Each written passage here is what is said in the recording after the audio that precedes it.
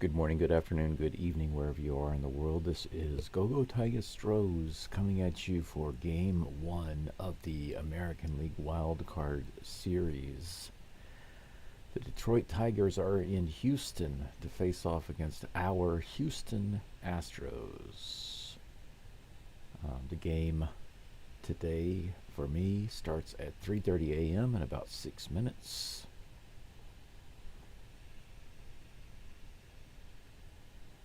I hope everyone is doing well.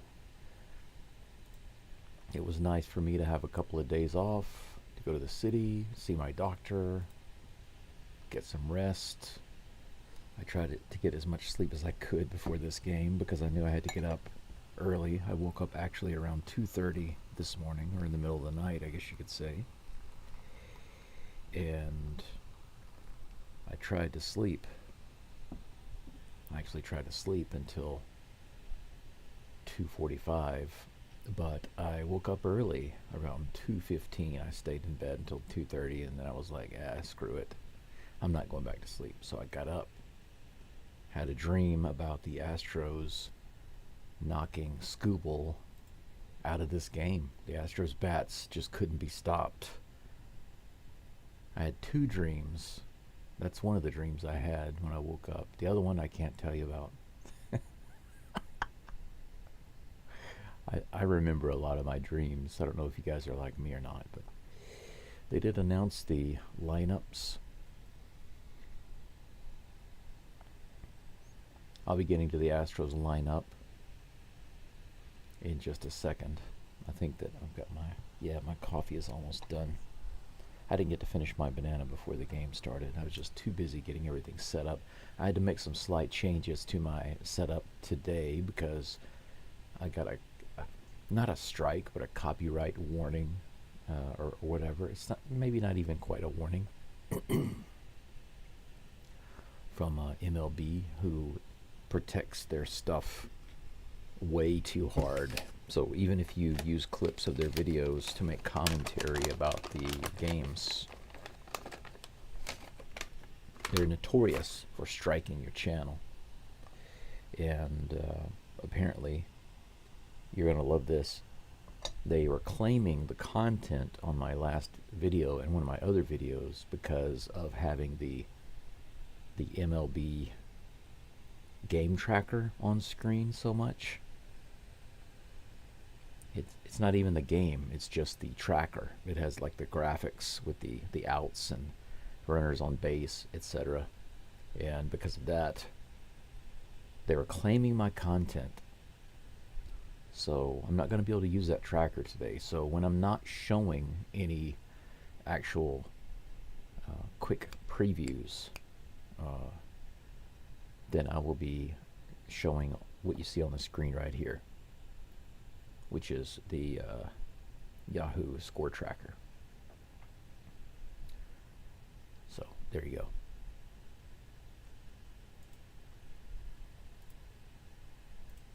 See who we've got in the live stream right now. Excalibur Force, good to see you. Casey Jones, good to see you. Thanks for being here. Eric Wallace, hey there, how's it going? Thanks for being back. I'm looking forward to today being a good game.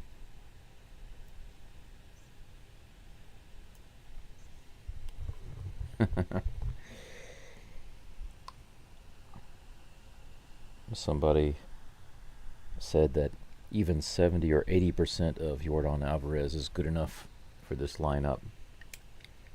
Well, I agree, but as long as it doesn't hurt him, right? If it's really just a bruise, then playing as a DH can't hurt him. So I'm okay with that. But if it's something that would hurt him or make him worse or not perform well for the subsequent games, then I would not be for it.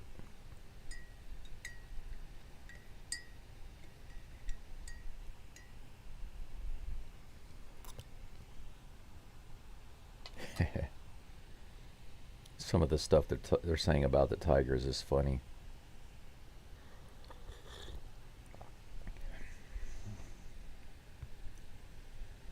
Framber Valdez is on the mound for the Astros today, guys, which you shouldn't be surprised about. Tigers have Scooble on the mound.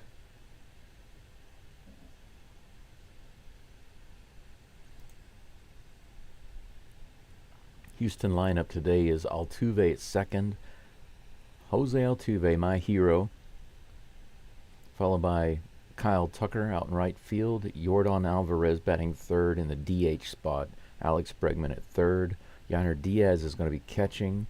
Jeremy Pena batting sixth at shortstop. The Batman Victor Caratini at first base. Mauricio Dubon in left field, and Jake Myers in center field. We are still on break right now. I would imagine that after this break, we're going to have the opening pitch. Tis my guess. Tis my guess. This is it, guys. This is the beginning of the postseason. And how many of you thought that we would not be here? I know that at one point, I told a friend of mine, I remember specifically messaging a friend of mine in Tokyo. I used to play on his baseball team in Tokyo. I remember messaging him and saying, bro, the season might be over for my Astros. There were just too many injuries. And the pitchers that they did have just weren't getting it done. The hitting was so inconsistent. And I thought, there's always a chance, but to believe early in the season, it was difficult. I didn't give up, but I was almost there. I was almost there. It kind of reminds me of my fight with cancer, because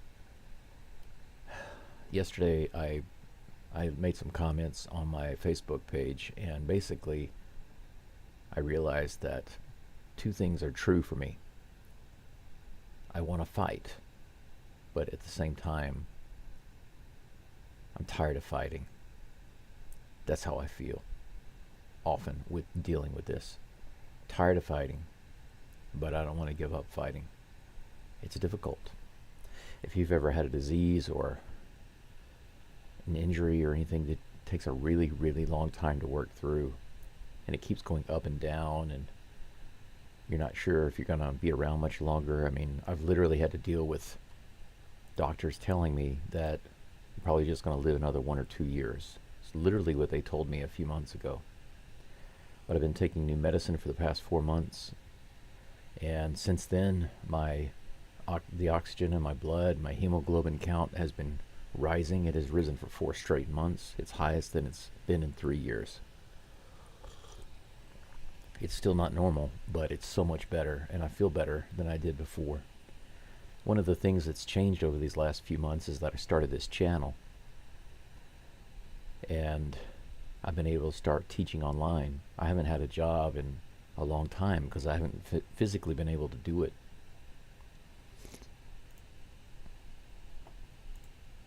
Looks like we've got some action as the Astros come out onto the field.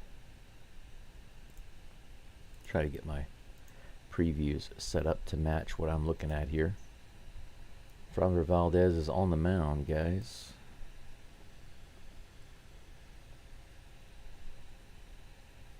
But anyway, yesterday I had some really good news. Besides my hemoglobin being up, they did a CT scan. This is the first imaging I've had done on my body in over 4 months since I started taking this new medication. And the good news, guys, is that the tumors inside are shrinking. They're noticeably smaller than before. And that's freaking awesome news for me. So I'm feeling better. I don't feel great, but I'm feeling better. The tumors are smaller, and my hemoglobin and oxygen levels are much better than they've been in 3 years. So if that isn't a reason to be happy and celebrate, I don't know what it is. Now we have the Astros in the playoffs.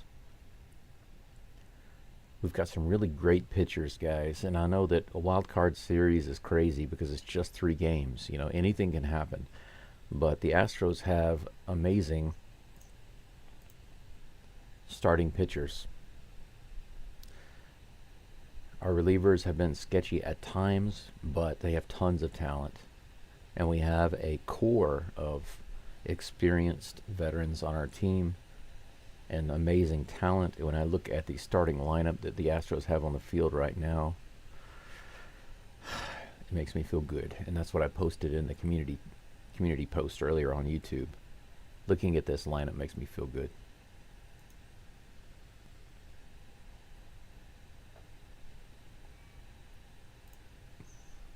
I don't know how many people we got in the chat right now. Let me take a look. Take a looky-see. Take a looky-see. For those of you who are thinking that I'm going to be streaming the game, I'm not going to do that. I don't want to get a copyright strike. It's not what I do here.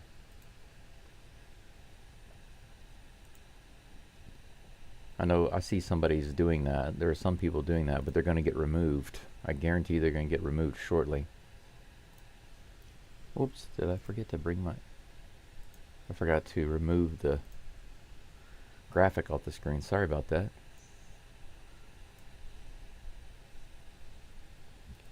Okay, guys. First batter's up, Matt Vierling. Matt Vierling at the plate. Here comes the first pitch from Valdez, and it is in there for strike one, guys.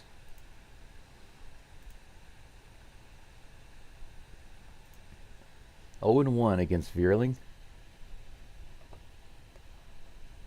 Matt Vierling batting, what's his average? Leave it on the screen, man. Come on, here's the next pitch. This one's grounded to first. Caratini grabs it. Went away, no problem. 1 out here in the first inning after 2 pitches.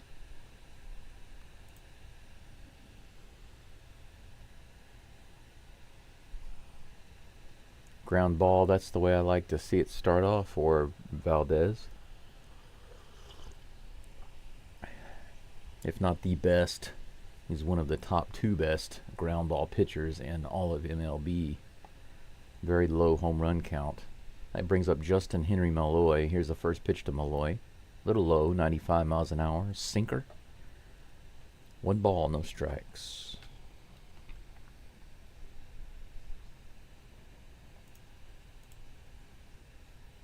Here comes the next pitch. High and outside. Ball 2. 2-0.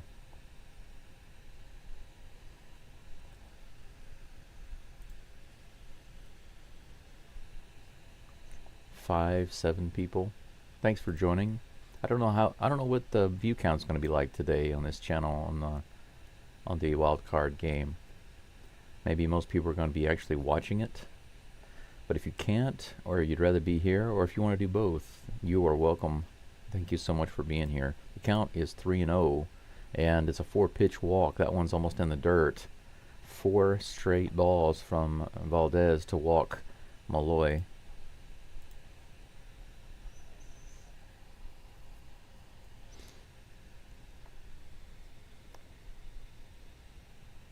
Maybe Valdez just wants to go for the double play. That brings up Riley Green. The first pitch to him is low. That one's also low. 5 straight balls from Valdez. Diaz tells him to calm down a little bit.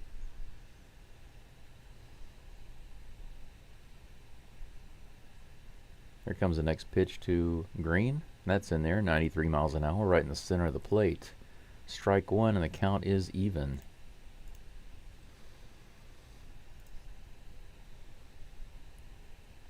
I know it's easy for you guys to just go over to another channel and find the video, but it's definitely going to be taken down. And I'm not going to take a copyright strike for showing the game live. Swing and a miss. Strike 2. 1-2 against Green. See a ground ball double play. There's the pitch. This one is grounded, but foul down the first base line.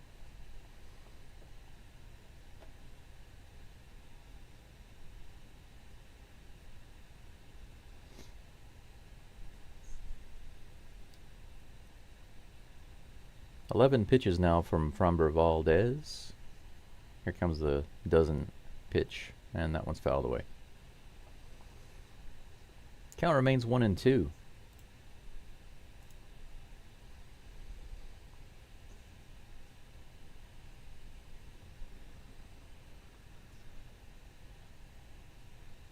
The batting average that the league has against Framber Valdez's curveball is like 121. Can you believe that? It's crazy. Here comes the next pitch. That one's grounded. Could be a double play. Altuve to Pena to first. Double play, guys. We got the double play. There we go. Framber gets the double play just like I was expecting him to. We're going into the bottom of the first inning. The Astros, top of the lineup, due up. No hits, no runs for the Tigers. The Astros come to the plate with an opportunity here.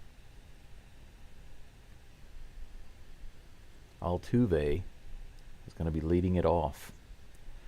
Did any of you see the interview that they had? The pregame interview that they had with Jose Altuve? It was only like maybe 7 minutes long or so, but they asked him about his thoughts concerning some different aspects right now. Like one of those was talking about Alex Bregman. I did see some news while I was still lying in the bed before I got up. I saw some news about Bregman and them discussing a likely deal with him, and how more than likely, according to the article and the source that they cited, it seems that Bregman might be just testing the market to see what his value is and then getting a better deal from the Astros, because apparently there aren't many good third baseman options that are going to be available come this offseason. And to be honest, I'm not willing to let go of Bregman right now. And one of the key reasons is, actually the number one reason for me, is because of his defense. He's just too good on third. I don't like the idea of anybody being over there that isn't already tested and proven. And think about this. What tested, proven third baseman is there right now who can hit better than Bregman? I'm not saying that Bregman is just an amazing hitter, because his season has just been, so-so. But when you take the combination of his hitting and fielding, who else is available? And I like him being an Astro. Plus, he's an LSU Tiger. That's my school.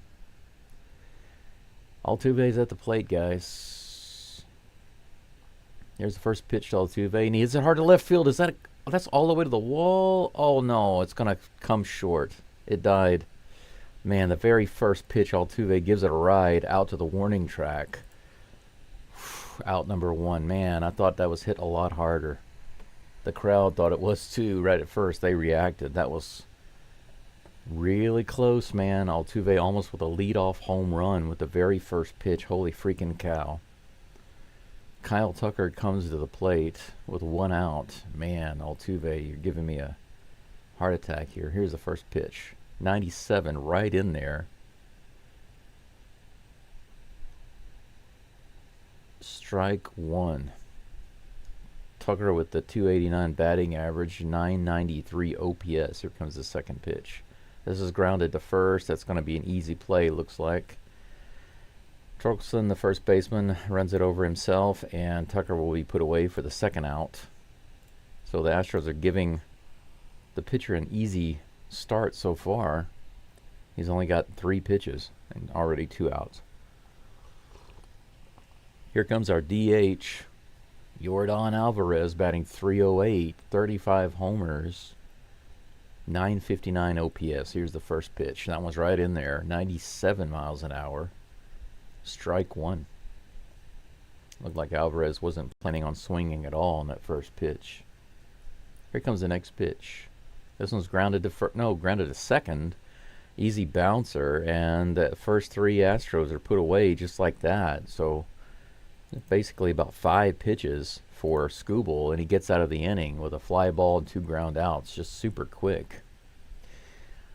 Framber will come back up on the mound. He's got a dozen pitches. Not bad, but man, just 5 pitches? That's extra nice right there. But man, Altuve gave it a ride the very first pitch.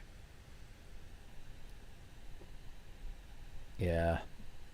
Got about 7 people following along right now. I appreciate your being here, wherever you are, whoever you are. Thank you so much.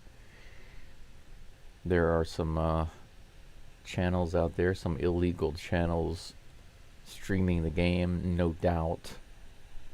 Hopefully YouTube will quickly take them down. Otherwise it's going to hurt me. But that's one of the things that annoys me, is that these channels showing the game live on YouTube, this is a copyright violation. And they tend to stay up for way too long.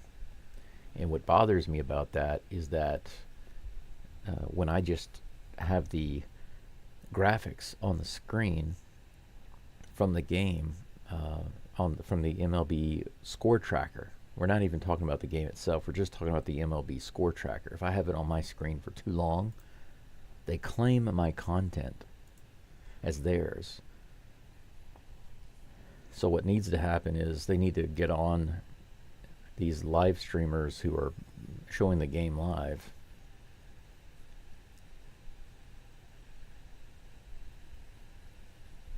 It hurts channels like mine that are trying to do things correctly and without getting copyright violations.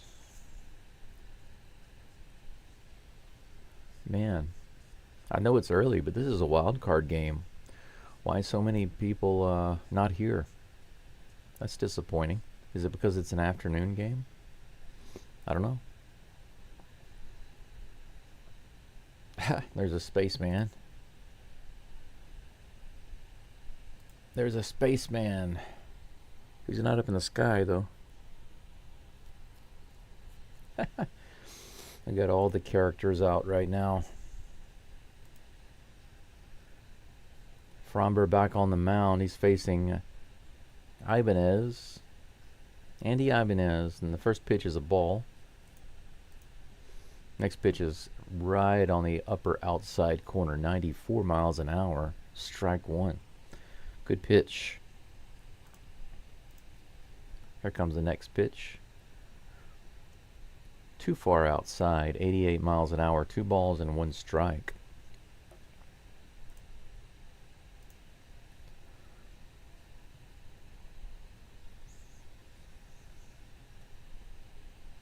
Here comes the next pitch. Ibanez hits this one out to right center. Myers is underneath it. And he's got it. That'll be out number 1. Fly ball, no problem. 4 straight outs for Fromber and the Astros.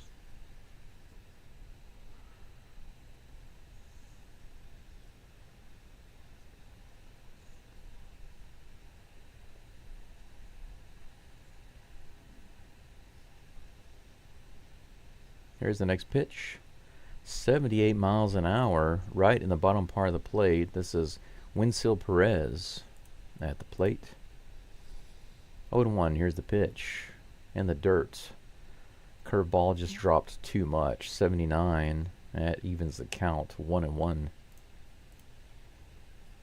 1-1 with 1 out. No runners on. Here's the pitch. That one's hit hard to the right side. That's going to be the first hit. It's down into right field. Tucker brings it back in. So we have 1 runner on with that single. First hit base runner.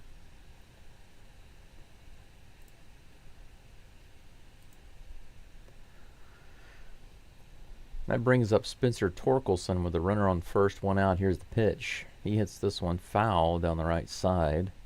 Strike 1.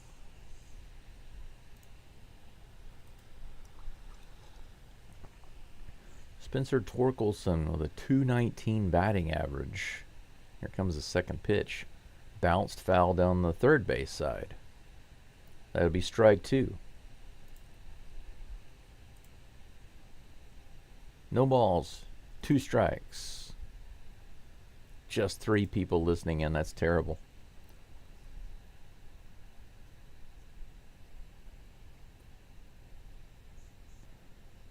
Oh and 2 is the count to Torkelson. Here comes the pitch. Curveball in the dirt, low and inside, ball 1.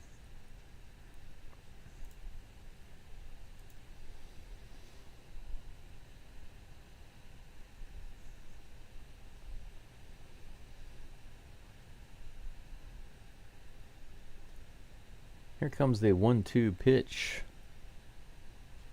Torkelson lets that one go. It's for the best for him. It was in the dirt. Ball 2. 2 balls, 2 strikes, 1 out. Runner on first. Another ground ball double play. We'll see. Fromber comes set. Here's the delivery.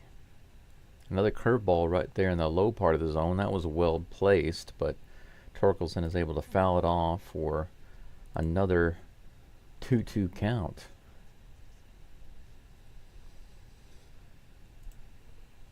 Got it for watching. Thanks for being here. I am streaming live from Hiroshima, Japan. It's almost 4 in the morning here. Very light. Not too many people listening or following in right now, but those who are here, I appreciate you being here. That pitch is a little outside. The crowd booed on that one, but that was definitely a ball several inches off the plate. The count is now full.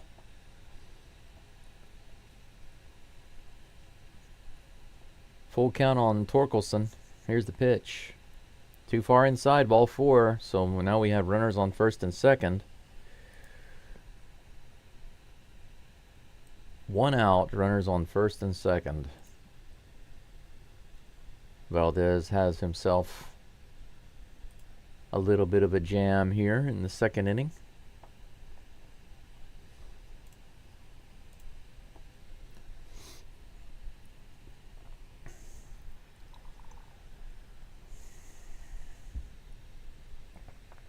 Game 1 of the ALCS of the American League Wild Card Series. This is grounded Altuve. He tosses it to Pena. Pena first. They get the double play.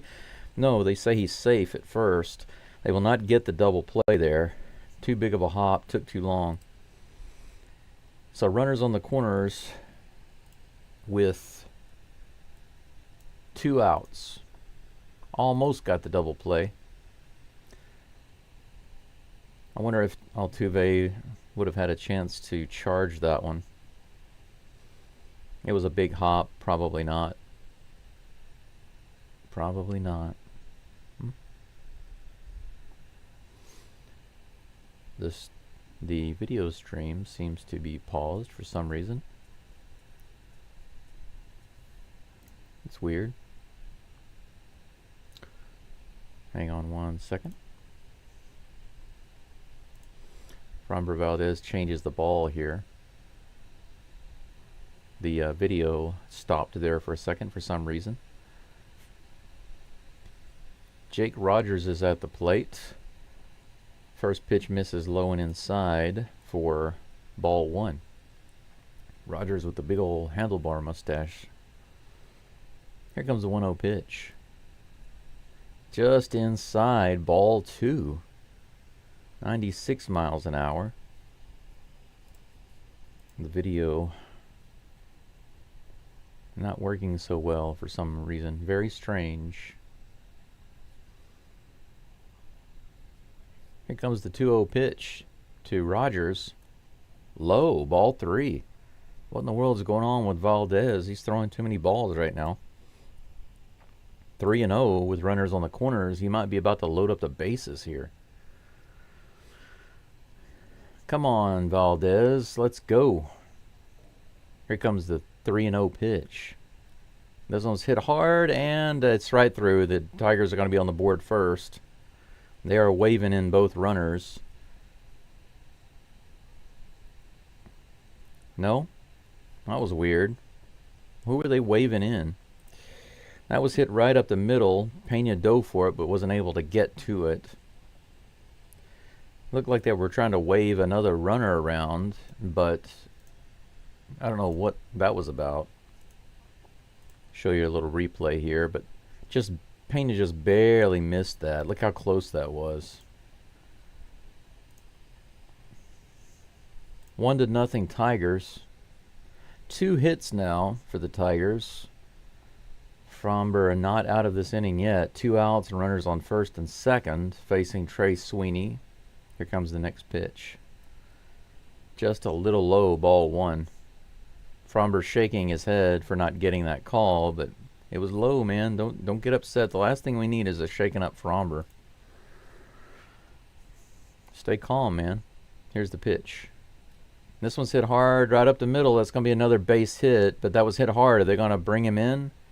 They do, and that's going to be another run for the Tigers. A hit right up the middle, and Myers can't bring the ball in fast enough, so 2-0 Detroit, just like that.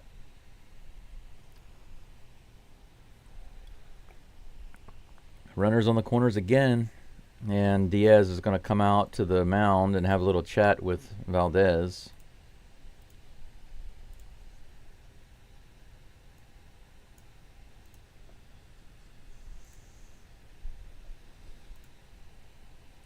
I got about 9 people watching in right now or listening in. Yeah, another hit.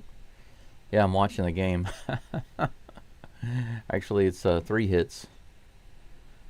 3 hits. All right, pitching coach is done. He was out there talking with Valdez, but he heads back to the dugout. Matt Vierling is back up to bat, his second bat of the game. The leadoff batter is up again here in the second inning.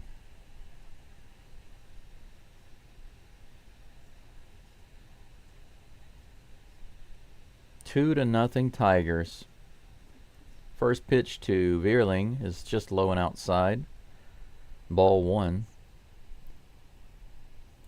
The crowd isn't normally this picky on those pitches that are out of the zone. I guess they're just nervous. Here's the pitch.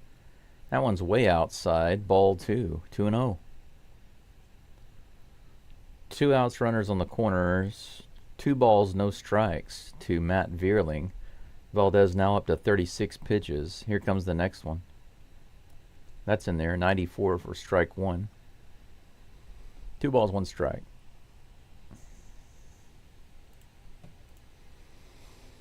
Astros got some relief pitchers warming up, or stretching rather, out in the bullpen. Here's the 2-1 pitch to Vierling. This one's hit hard to right field out into the crowd.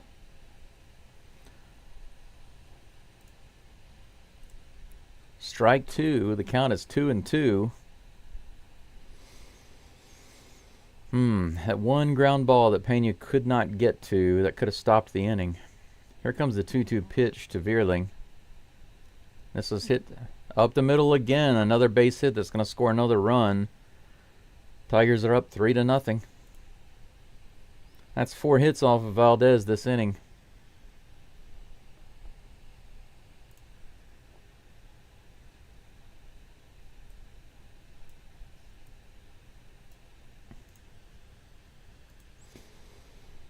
Man, Valdez looked really good until just after that first out.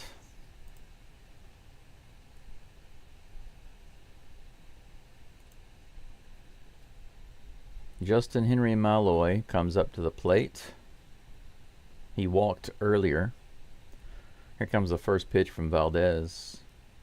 Bounced foul, 81 miles an hour, curveball. Down the third baseline, harmless. Strike 1. What in the world is going on with Valdez right now?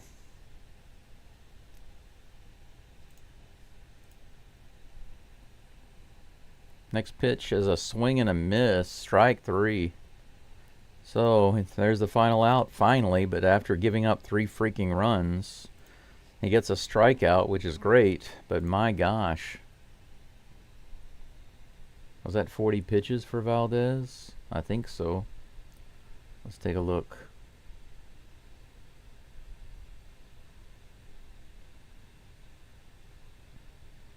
That was about 40 pitches.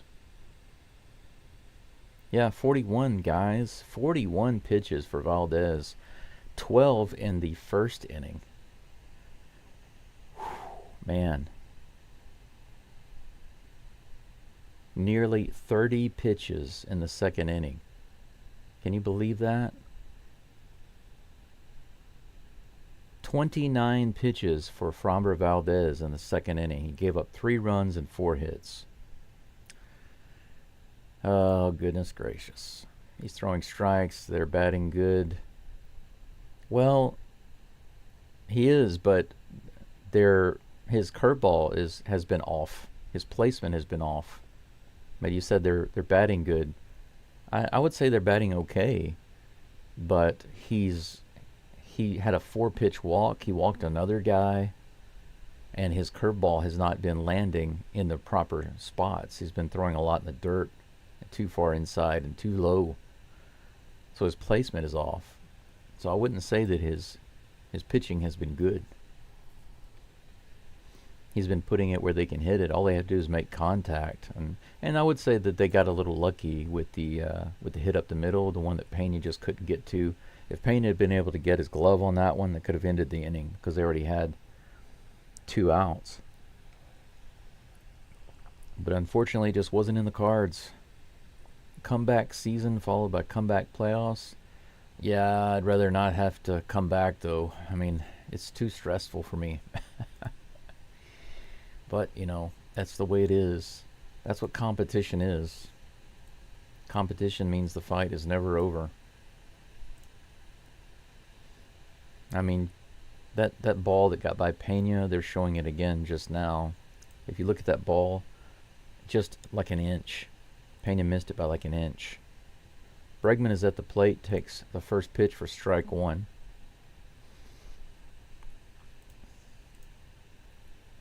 Oh, 0-1 is the count against Bregman. Here comes a pitch, and he swings at that one, 97 above the zone.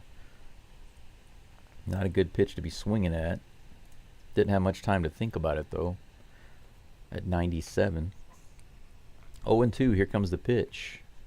This one's hit hard to the right side, but that's going to be picked up by Torkelson at first. And another easy grounder for the Tigers, out number 1. Bregman goes down. They'll bring up Yainer Diaz to the plate. Let's see how Diaz fares against the hard arm of Skubal.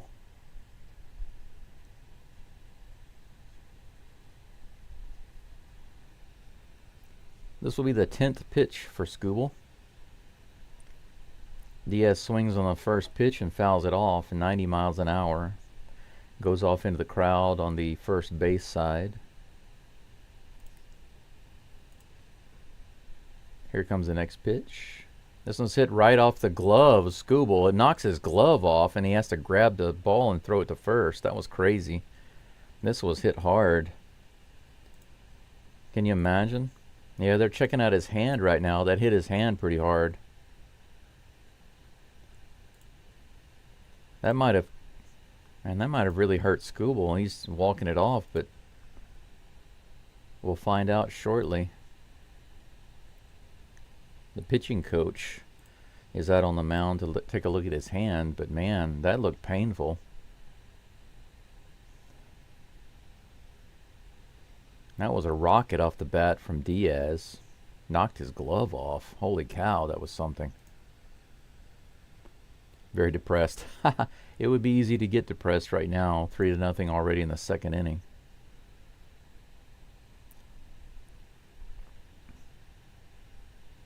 They're going to show a replay here. It hit right off his wrist.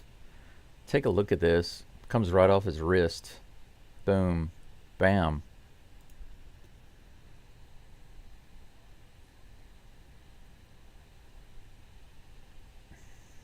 Yeah, look at that. Boom. He's shaking his hand immediately. All right. Jeremy Pena comes to play with 2 outs. No runners on. Here's the pitch from Skubal. 88 miles an hour on the inside corner. Strike 1. Come on, Pena. Here's the pitch. This one's grounded down the third base side. Foul. Strike 2. 0-2 is the count. 12 pitches now for Skubal. Very far away from where Fromber is. Here's the next pitch. Outside, 99 miles an hour, but up and away. Good eye for Pena there. Take that one. 1 ball, 2 strikes. Come on, Pena. Put one over into the Crawford boxes. No, that one's fouled down the first base side. And another 99 mile an hour, but Pena stays alive.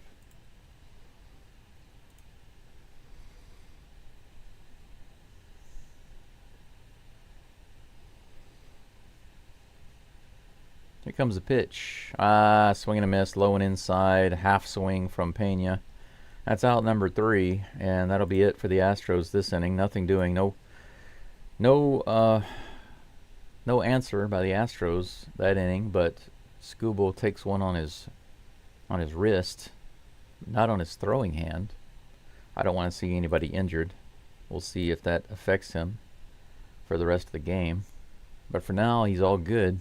No hits for the Astros through 2 innings. 4 hits for the Tigers. 3-0 already going into the top of the 3rd. Valdez will be back on the mound in just a moment. What's going on in the chat? Man, I'll tell you what's depressing, Richard, is that there are only 5 people following along right now. I mean, I can understand some people are going to be actually watching the game, but what I don't quite understand is how YouTube is letting people get away with streaming the game. If I do that, I'm going to get a copyright strike. I could lose my channel over that. So I don't see how these guys are able to do that. If you notice, the graphic on my screen right now is the Yahoo score tracker. And I have to do that right now. I have to use that. I can't use the other one I was using before because I was using the MLB score tracker. I was using their graphics.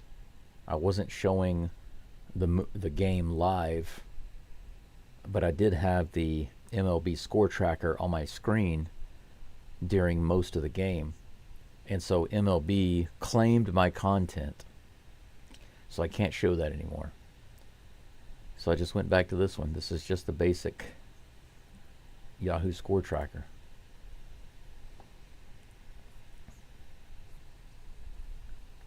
These big companies and organizations, they really do go very far to protect their stuff. It screw everyone else. It's not like I'm streaming their games. And that's another reason why I only have a half a dozen people here right now. But for those of you who are here, you are the best. I love you guys. Thank you so much. Oh, there are no base runners. I need to get those off. Riley Green comes to the plate and fouls off the first pitch from Framber Valdez. Strike 1. Here comes the next pitch. Green goes after that one, and Valdez snatches it, lobs it over to first for out number 1. Good play by Valdez. Look at this grab. Boom. Bam. Makes the easy lob over to first, out number 1. So far, the first out has been pretty easy. Pretty easy first inning and first out in last inning, and then it just kind of went all to crap. 88 miles an hour low to Andy Ibanez. 1-0. He hits this one out to right field. That's going to be an extra base hit all the way to the wall.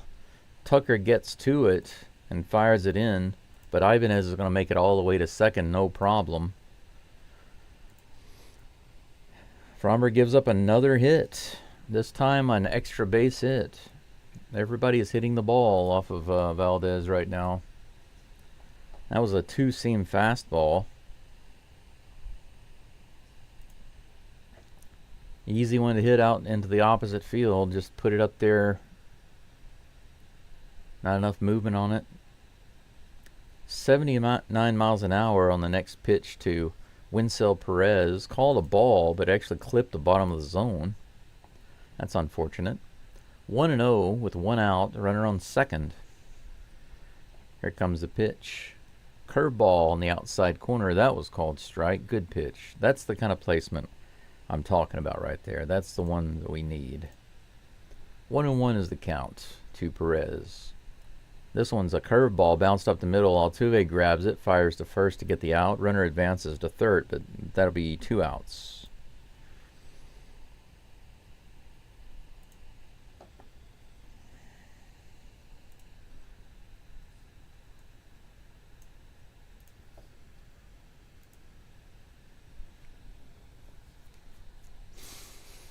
These commentators say some of the weirdest things. They try to make it sound like this mythical thing. Spencer Torkelson is at the plate. First pitch is right on the outside corner.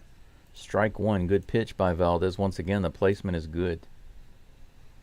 That's where he needs to be putting it. Along those edges, or just below the zone, or just inside or outside. Not in the dirt and not in the zone. Here comes the next pitch. Swing and a miss. Now that's what we're talking about. 80 miles an hour below the zone. He got him on the curveball. This is the Fromber that should have been out this pitch. But he just put too many in the dirt or too far low and inside. Crowd is a little lacking in liveliness right now. They're just kind of sitting around. Let's hope we can get something here. This one's hit out in the left field, and Jeremy makes a diving catch. Jeremy Pena with a phenomenal play right there. That could have been another run. Look at this diving catch. How do you like that? Jeremy Pena coming through that time on that little line drive bloop to left field. Out number 3. That would have been another run if it had gotten past him. But Jeremy Pena, where he was not able to come through on the ground ball, he comes through on that bloop line drive and saves Valdez and the Astros from being down by 4. 5 freaking hits now for the Tigers against Fromber Valdez.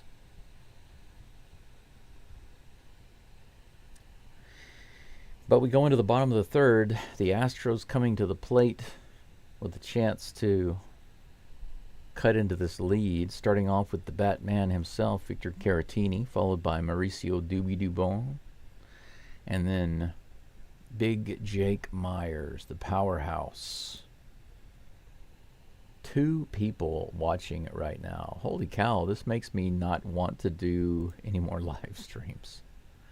Get up at 2:30 in the morning to get ready and do this live stream, and then wow, more people are tuning in during the regular season games than those who are tuning in during the wild card playoffs. That's crazy. Where is everybody?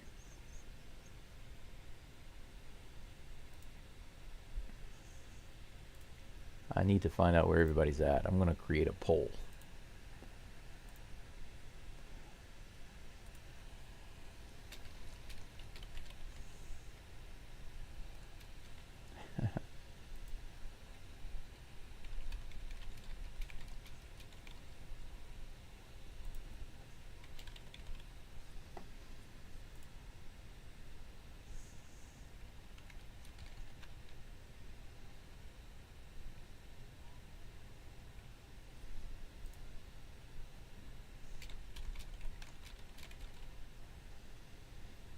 There we go. Just a silly poll. Where's everyone? Watching the game at home, working? I'm here, out of sight, out of mind. I know some people are too nervous to watch the games like this. They come back and check the score later. First pitch is in there for strike 1 to Caratini. Here comes the next pitch. That one's in the dirt for ball 1. The count is even. Slider at 90 miles an hour.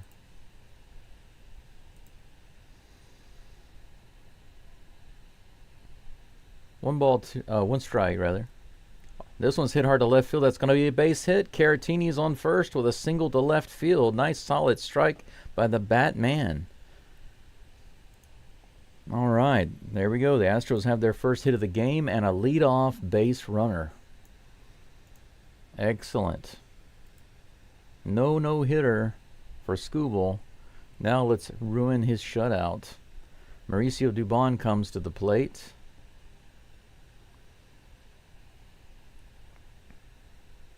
Here comes the first pitch to Dubon. That one's low, 96 miles an hour.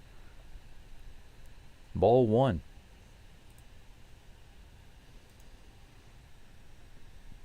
Four home runs for Dubon this year, not too many. 269 batting average. Here comes the pitch.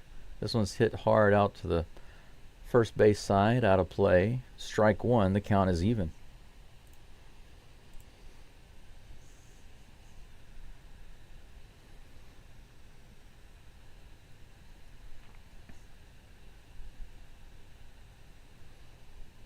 No outs. Caratini on first. Here in the bottom of the third. 1-1 is the count to Dubon. Here's the pitch from Skubal. This one's hit hard down the first baseline, but foul. Looked like a high fastball. 96 miles an hour on that one. Come on, Dubon. Let's move the runners around. Time for us to start scoring some runs. Skubal up to 22 pitches now. Here comes the 23rd. Dubon swings at that one. It's going to be a grounder to second. It might be a double play. No, it's not. He's safe at first. So Caratini's out at second, but Dubon is able to beat the throw to first. Fielder's choice.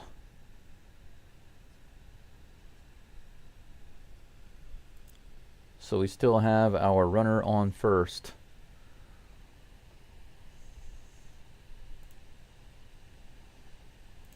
Full step ahead of that throw. Jake Myers comes to the plate. Ninth batter to face Skubal. Right on the inside corner, strike one. Let's see if he can avoid the Myers count, the 0-2 Myers count. 13 homers, a little bit more power than Dubon. Here comes the 1-0-1 pitch. That one's way outside. Catcher has to dive out there to grab it.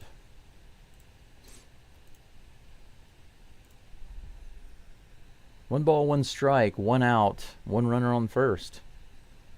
One hit for the Astros. Jake Myers trying to make it two. Come on, let's cut into this lead. Let's go. 97 up and outside. Skubal throwing a couple of back-to-back bad pitches out of the zone. Crowd is getting a little excited right here. Here comes the 2-1 pitch to Myers. That one's, I don't know why they're asking the ump for that check swing. They asked him if he went, and he said he did, but that one was already in the bottom of the zone. So 2 balls, 2 strikes.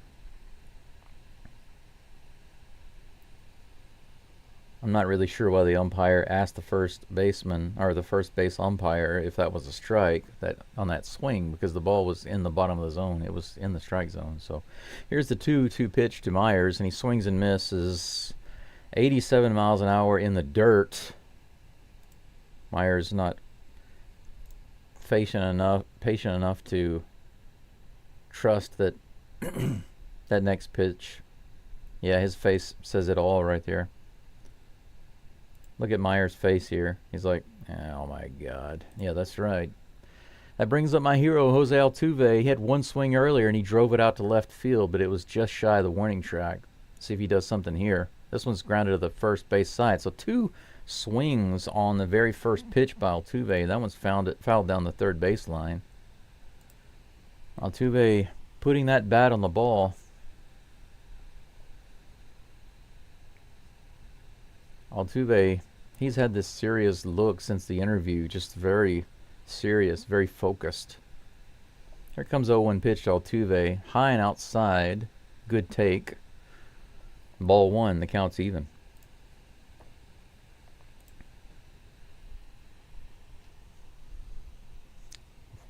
One of the all-time greatest postseason players and my personal hero. Here's the pitch. Altuve shows bunt, but takes strike 2 on the outside corner. 1 ball and 2 strikes. Come on, Altuve. Crush it, man. Here comes a 1-2 pitch. This one's hit hard to left center. It's going to drop. It's going to be another base hit. Altuve drops it in. Dubon has to stop at second, but the Astros have a runner in scoring position. Jose Altuve with the second hit. Heck yes. Altuve 1 for 2 in this game.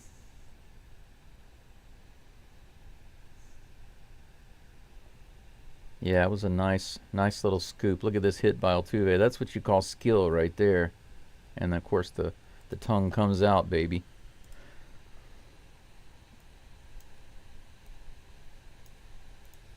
Kyle Tucker comes to the plate, guys. Takes that one up and in. That one was a little dangerous. Ball 1 to Tucker. Crowd is a little more lively now. Runners on first and second with 2 outs. Here's the pitch. This one's hit to left field. Left center. Is it going to drop? No, it's going to be catchable by the left fielder. That'll be it for the Astros this inning. Tucker strands 2 runners on with that fly out. We were close, guys. We were close to doing something. So the Astros strand runners like they've been doing too often this season. And I've got half a dozen people listening in. I know it's tough right now, but thank you for being here.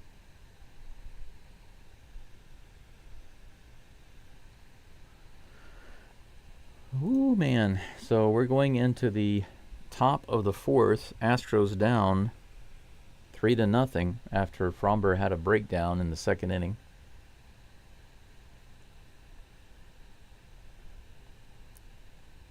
It's interesting seeing Dairy Queen commercials. I haven't been to a Dairy Queen in years, many years. I mean, they don't have Dairy Queen in Japan. Now, sometimes you can find a Dairy Queen ice cream location in Asia, but I haven't seen a Dairy Queen yet that actually has food. You know, like the country baskets and hamburgers and all that.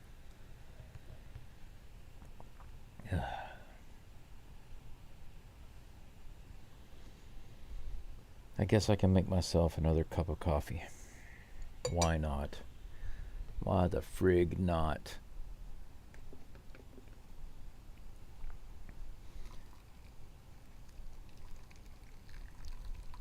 Tigers coming up to bat in just a moment here in the top of the 4th inning.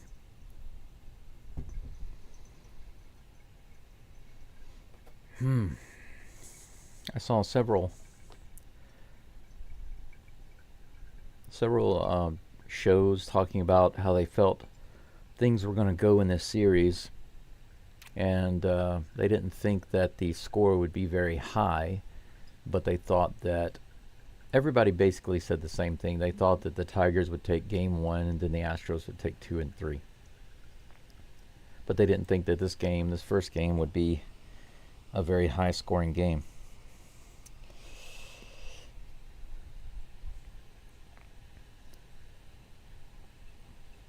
We'll see. They had a little chat with Espada about Valdez not executing and leaving pitches in the zone. That's exactly what I said. That first pitch is good, though. 95 miles an hour to Parker Meadows in the very bottom of the zone. Good pitch. Strike 1. Here comes the next pitch to Meadows. 82 just below the zone. Just barely missed by a couple of inches. Valdez was laughing about that, man. I don't like to see that. When Valdez misses by a couple of inches and then he laughs about not getting the call, I don't like that. Makes me feel like he's losing it. Swing and a miss on that curveball, 80 miles an hour. That was a dirty pitch right there. 1 ball, 2 strikes to Meadows. Batting average of 0.00. Amazing. That one's in the dirt. Ball 2. The count is even. In the doit. Here comes the next pitch to Meadows. And this one's hit hard into center field. And that's going to drop for another hit. A single on a 2-2 pitch. And a leadoff single for the Tigers. Here in the top of the 4th. We have runner on first base. Goodness gracious. Jake Rogers comes to the plate. Fromber now has given up 6 hits. He's just putting too many pitches in the zone where they can hit him. 93 miles an hour right in the center of the plate to Rogers. Strike 1. Rogers batting 1 for 1 today. Here comes the 1 pitch rather. 78 on the outside edge. Strike 2. That was a good pitch. Rogers was talking to the umpire about that What's the point? It was a strike, my friend. Here's the 0-2 pitch. This one's hit hard to left field. Dubon is under it. No problem. He fires it in to second. He throws it all the way to first. Goodness gracious. That'll be out number 1. I was wondering. I was like, whoa, where's he throwing it?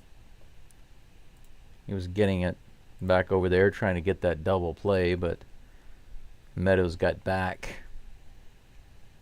Ah, I see why Dubon threw it in. He was stealing second. He was trying to steal second on that play. As soon as he realized it was a fly ball, he ran back. So that's why Dubon threw it over to first. Pitching coach is going to call a timeout and have a little chit-chat with Fromber on the mound. 1 out, 1 runner on base. Trey Sweeney is coming to the plate, guys. He's 1 for 1 today.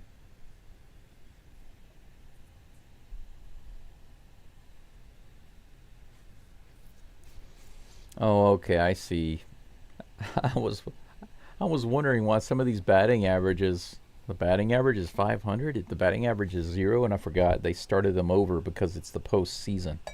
I forgot about that. I was wondering about that. I was like, man, what, do they have like a new guy, a AAA guy in here or something? Do they have an injury or whatever? And then I realized, no, it's not that. It's because it's the postseason. All of these stats are reset. So that means Altuve is batting 500 right now. Here comes the next pitch to Sweeney, the first pitch to Sweeney. Aw, just inside. That one got the edge of the zone, but Fromber did not get the call. So ball 1. 1 ball, no strikes, 1 out, 1 runner on first. Here's the pitch. Sweeney lets that one go wisely. Ball 2, too low and in.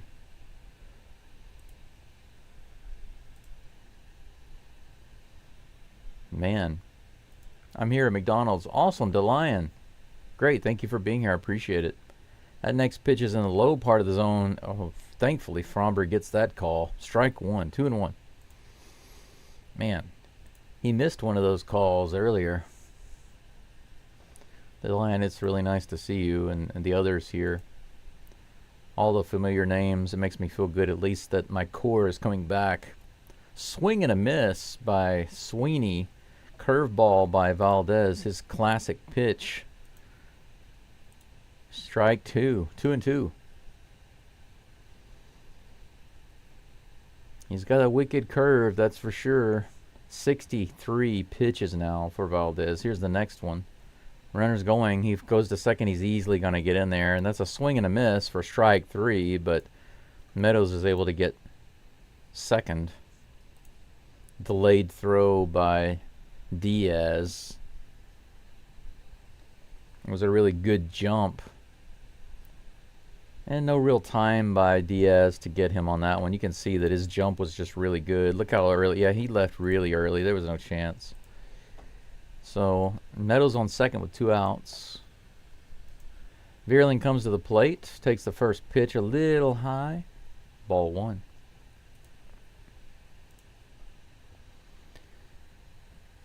Top of the 4th, guys. Astros down 3-0. Runner on second with 2 outs. Vierling at the plate. Wow, umpire a little generous there, perhaps making up for an earlier missed call low in the zone. That one was just below the zone. 1-1 is the count.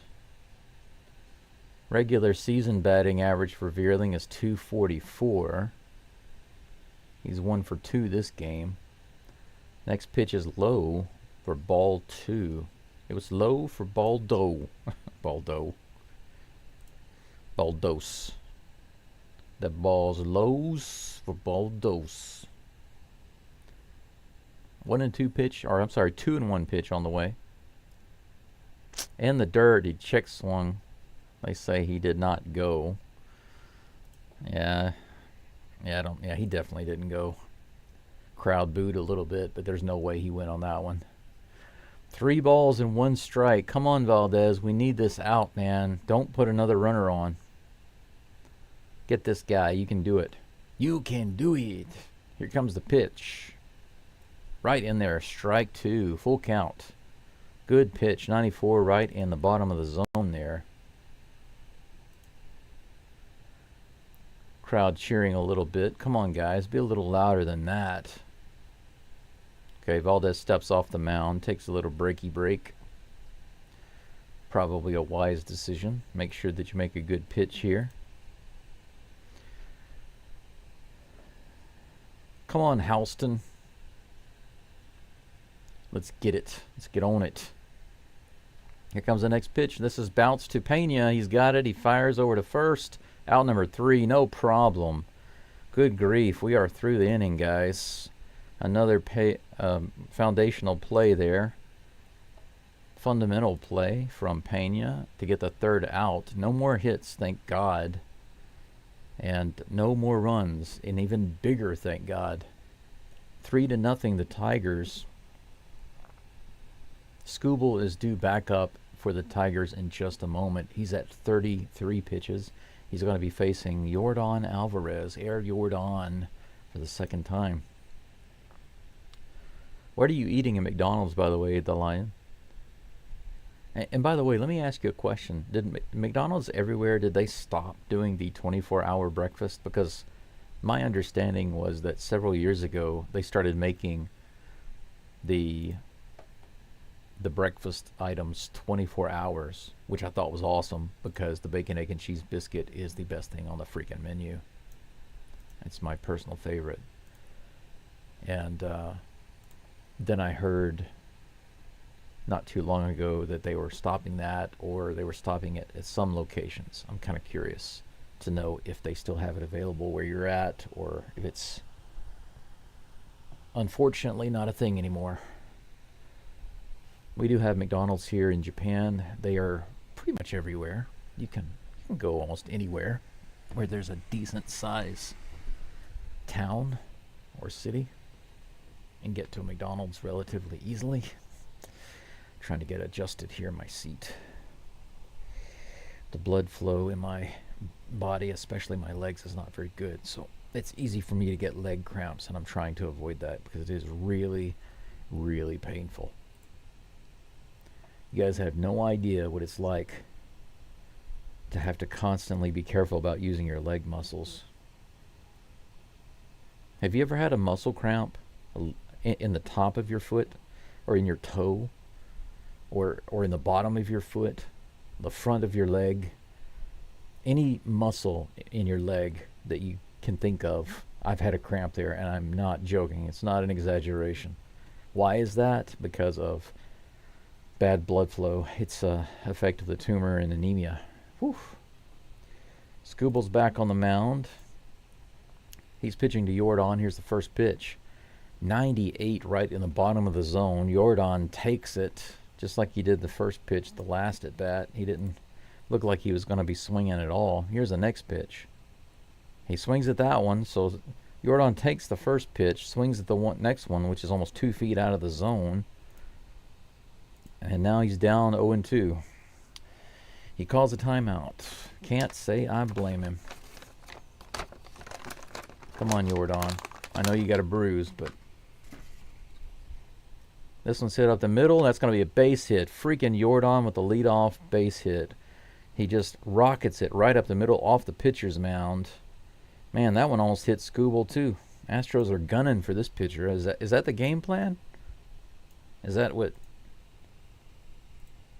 Espada told the Astros to do? When you go to the plate, what you try to do is you just try to hit Skubal. You just try to hit him with the bat. I mean, with your hit. Hit that ball, hit the pitcher, take him out, give us a chance. Bregman comes to the plate with a runner on first. 85, right in there. Man, that would have been a good one to hit, I think, for Bregman. But maybe he needs a lower pitch. That one was a little high. Bregman's 0 for 1 today. Here's the next pitch. Fouled back. 98. He got the bat on that one, but just missed making good contact. Too far underneath it. 0-2. Another 0-2 count.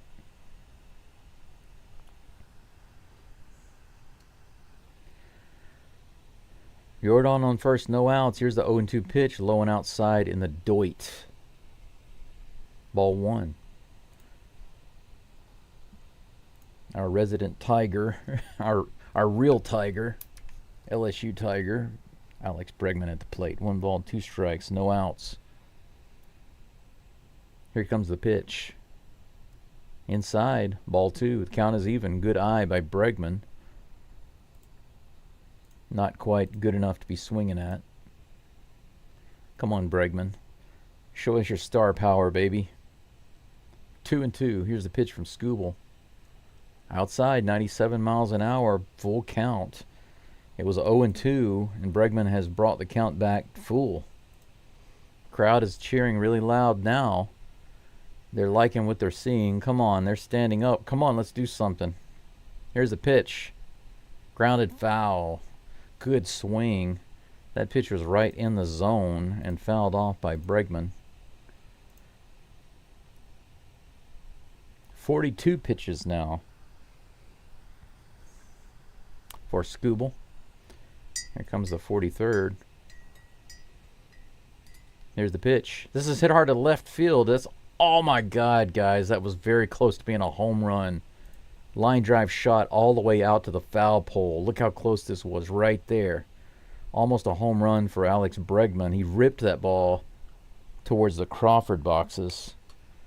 He just barely missed a 2-run shot right there. The count remains full, 3-2. Come on, Bregman. Here's the pitch, fouled back. 98 miles an hour on that one. Bregman fighting at this at-bat. Man.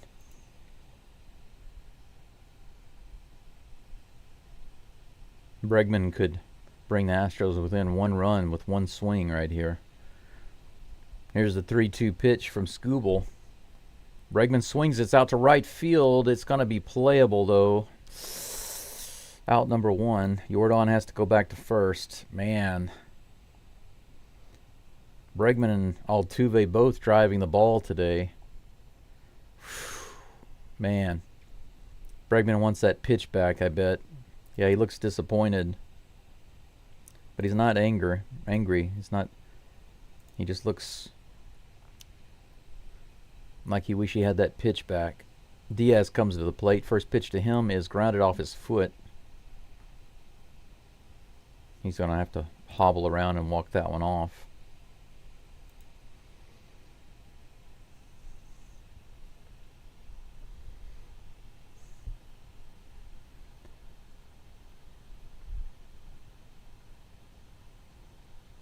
They've got Yainer Diaz's batting average wrong on the screen. They say he's batting .242. That's highly incorrect. He's batting almost .300.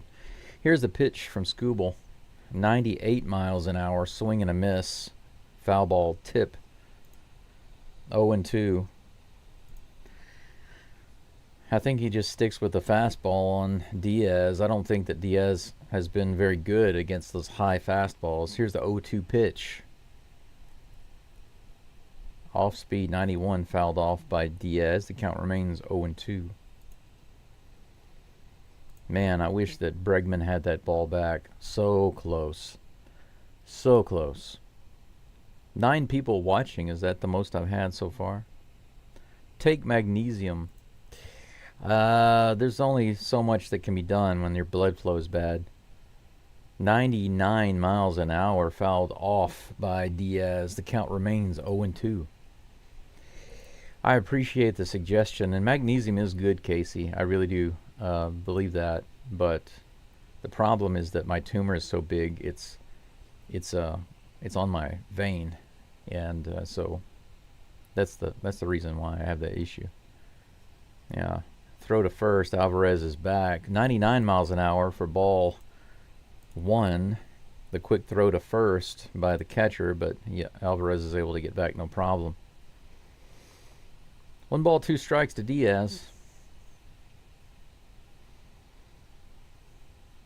Here comes a 1-2 pitch from Skubal. Diaz lets that one go. 99 miles an hour. Ball 2. 2-2. So Skubal's throwing that heat to Diaz. But unless he throws it in the zone, he might not be able to get him. Here comes the 2-2 pitch. This one's fouled off. 87 miles an hour on the inside corner. This is good. Even if the Astros don't get a run here, they are really tiring out Skubal. He's up to 52 pitches.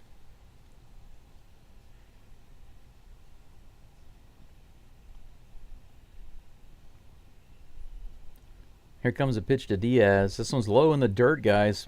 Another full count. Back-to-back full counts with Bregman and now Diaz. Really making him work. Just one out. Crowd is up and cheering again. Here comes the 3-2 pitch to Diaz. Outside, ball 4. We got us another base runner, guys.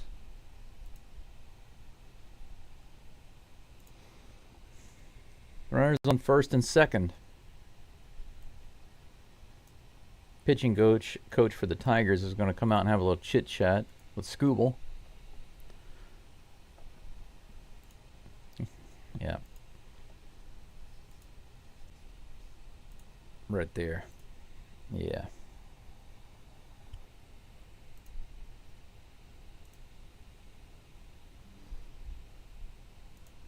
Had a little disconnection there for some reason. Not quite sure why, but that appears we're back. Whatever.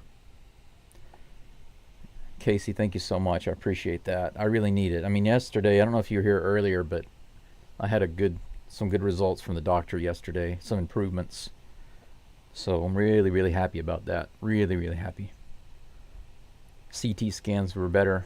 Blood tests were better. Jeremy Pena's at the plate, guys. School's back on the mound. Here's the pitch. That one's low. 98 miles an hour. Almost in the dirt. Ball 1. 1 out. Runners on first and second. Pena at the plate. Come on, Pena. Come on, Flash. Here's the pitch. 86 miles an hour on the inside lower corner. Count is even, 1-1. Scooble's sweating it up right now. He's about to deliver his 57th pitch of the inning. Here's the pitch. Fouled off, 98 miles an hour in the top of the zone. Yeah, it would have been a strike, so Pena was good for going after that one. Might as well. Let's see if Pena can line one out. Drive in a run, get Jordan home. Bring this game within striking distance. Or just knock one out, that's fine too. You know, whatever you want to do, Pena. It's up to you, it's up to you.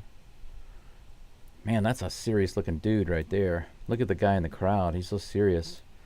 Look at that. Here's the pitch to Pena. 88 miles an hour, swing and a miss. Pena strikes out on that ball almost in the dirt. Holy cow.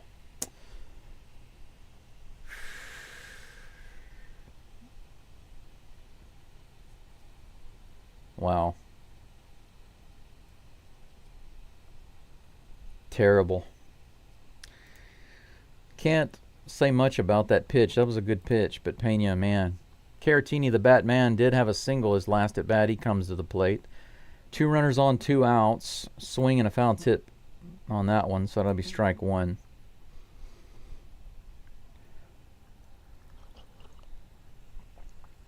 Scooble. This will be his 60th pitch of the game, so the Astros have managed to push him up to an average of 15 pitches per inning. Pretty good. They've been making him work despite not having any runs on the board. 97 right in the zone. Caratini tries to get around on it and completely misses it. Well, misses it by a little. 0-2. Guys, it comes down to this for this inning. Runners on first and second, just like the Astros had before, with 2 outs. 2 strikes, no balls. The Batman at the plate. Come on. Crowd is too quiet. Here's the pitch. 100 inside. Ball 1.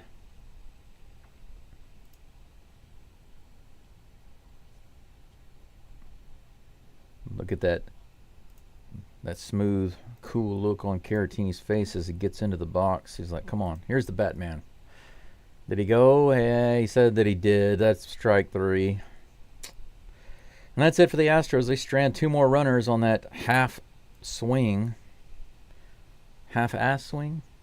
Yeah, by Victor Caratini.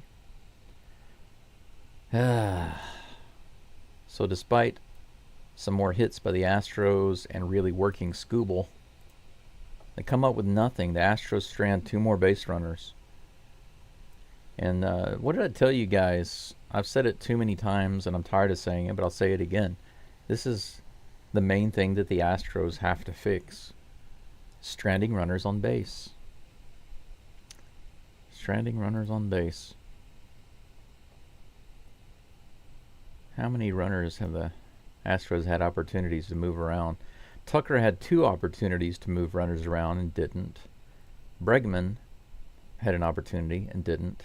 Pena has had 2 opportunities and didn't. Dubon and Myers have had opportunities and didn't. So 1, 2, 3, 4, 5, 6, 7. 7 opportunities to move runners around and no dice. Unfortunate. Looks like we have about 9 people right now. I don't think I've been over 10 so far. If you guys are thinking that I'm live streaming the actual game footage, I would not do that. And the reason, I mean, I will show short clips, but I can't show just the live game.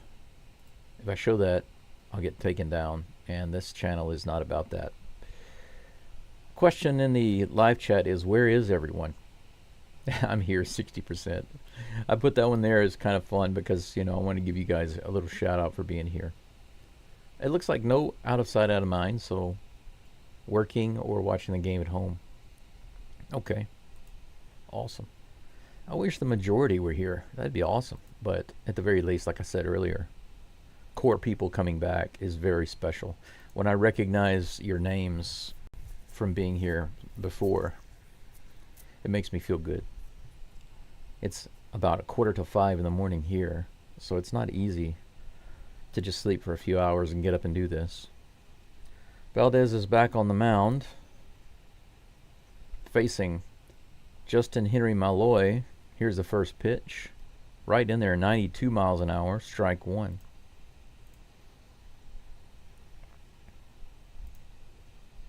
Malloy is 21. He's a youngin'. Curveball to the right side of the plate. He hits it out in the right field. That's a single, leadoff single for the Tigers again. Too many hittable pitches by Valdez. Just too many hittable pitches. Valdez should not be allowing a 21-year-old guy to be getting a hit that easily. 92 miles an hour. First pitch to Riley Green. Low for ball 1.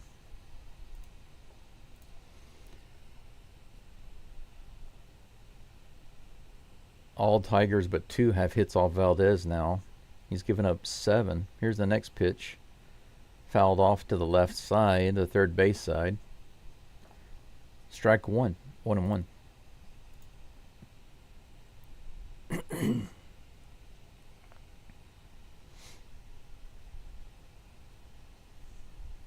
One ball, one strike. Runner on first, no outs.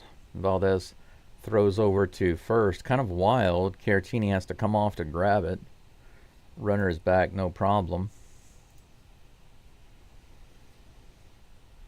One ball, one strike. Here comes the pitch to Green. Just a little inside. Ball 2.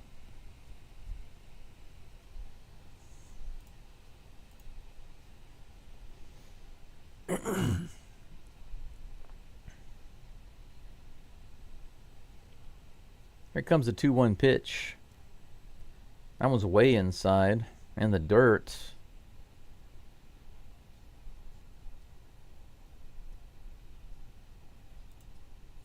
Not sure exactly what's going on there. I think that Hinch thought maybe the batter got hit, but he didn't. So ball 3, 3-1. No outs. Runner on first, 3-1 count. Here comes the pitch from Valdez. That one's in there, but fouled off. 83 miles an hour.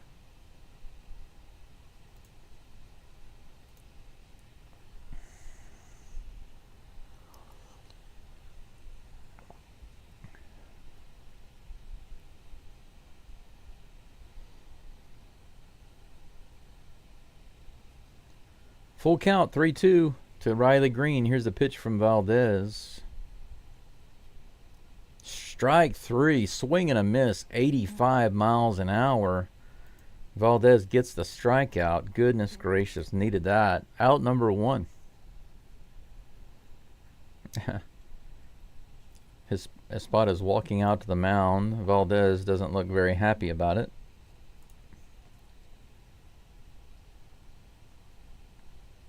It looks like they're going to bring him out, guys. Valdez is done. 78 pitches. He's out of the game, and Valdez is shaking his head. He's not happy about that. Hector Neris is going to come into the game. Yeah, that's it for him today. If the Astros don't give up any more runs this game, it's not too big of a deal. I mean, giving up 3 runs, but you got to score. Can't just have good pitching. Even if Valdez had held the Tigers to 1 run, you got to actually score. You got to bring runners home. You can't leave them on base. Hector Neris. Hector Neris coming into the game.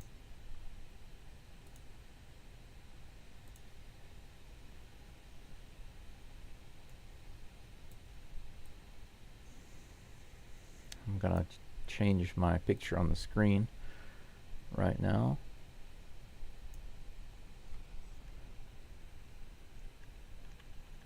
There we go. I think that's correct. Oh, I got to change the name.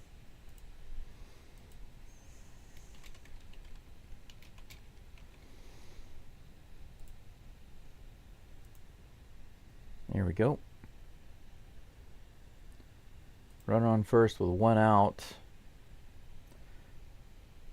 If you're just joining for some reason, Framber Valdez's day is done for the Astros. He was just taken out. Hector Neris is going to be on the mound, taking over here from the middle of the top of the 5th.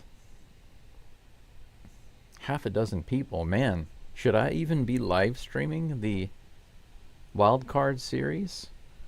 Holy cow, I was expecting these to be some of my biggest videos. I couldn't be more surprised than I am with the lack of views in this game for this live stream. I'm really shocked. Seriously, I'm really shocked. Hector Neris is on the mound. He's ready to deliver his first pitch to Colt Keith, and here's the pitch. Colt Keith is a pinch hitter. They bring in a lefty immediately to face Neris, and that ball's in the dirt for ball 1. What is it with the Astros relief pitchers coming in and throwing the first ball in the dirt?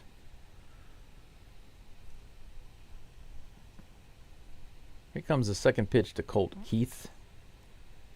That one's outside. 2 balls and no strikes.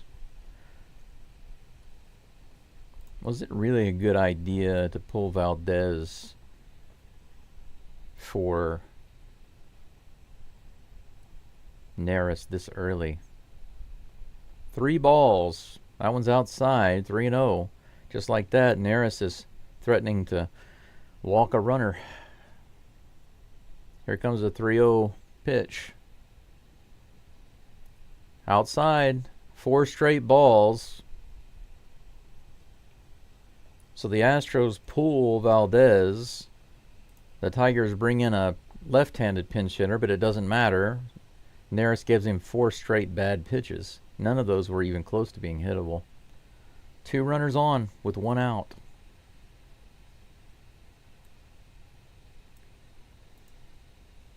Questionable.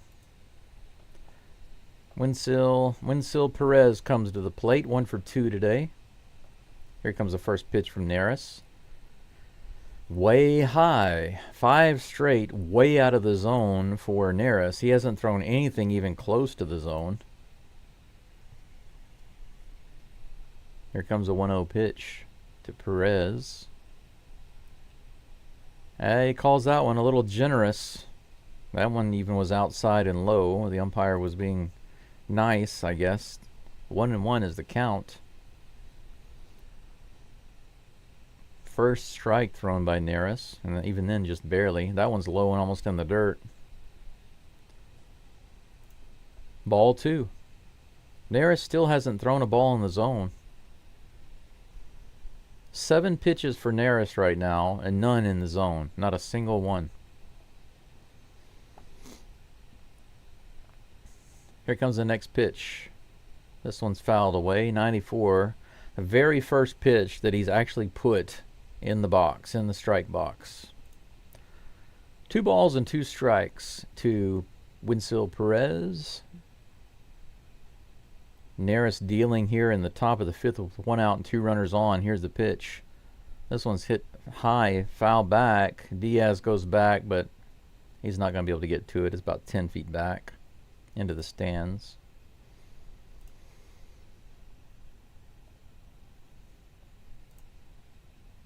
Ten people watching. Woohoo! Double digits, baby. Double digits during working hours. It's on TV. I'm watching Dish. Ah, gotcha. Yeah, it's early. All 3 of these games are going to be early. Even for me, it starts at 3:30 a.m. Neris comes off the mound and fakes a throw to second. Nothing doing there. 2 balls and 2 strikes to Perez. 10 pitches now for Neris. If the Astros give up any more runs, this game is over, I think. Here comes a pitch from Neris. That one's grounded down the first baseline, foul. That was almost in the dirt. Got him going, but he was able to get the bat on it. Count remains 2-2.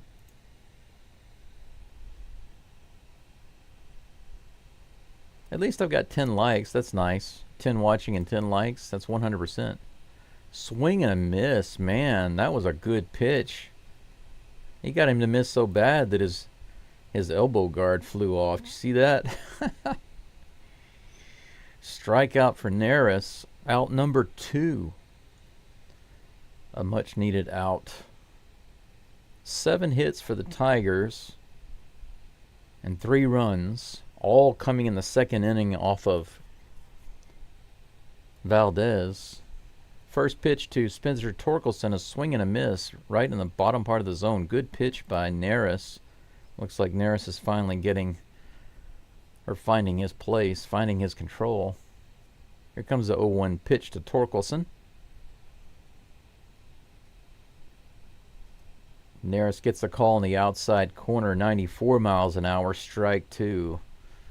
Nice. Let's go Astros. Astros. Let's go.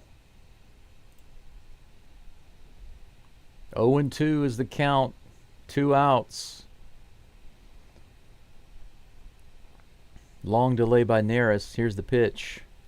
This is hit hard down the third baseline, but foul. Man, that was ripped.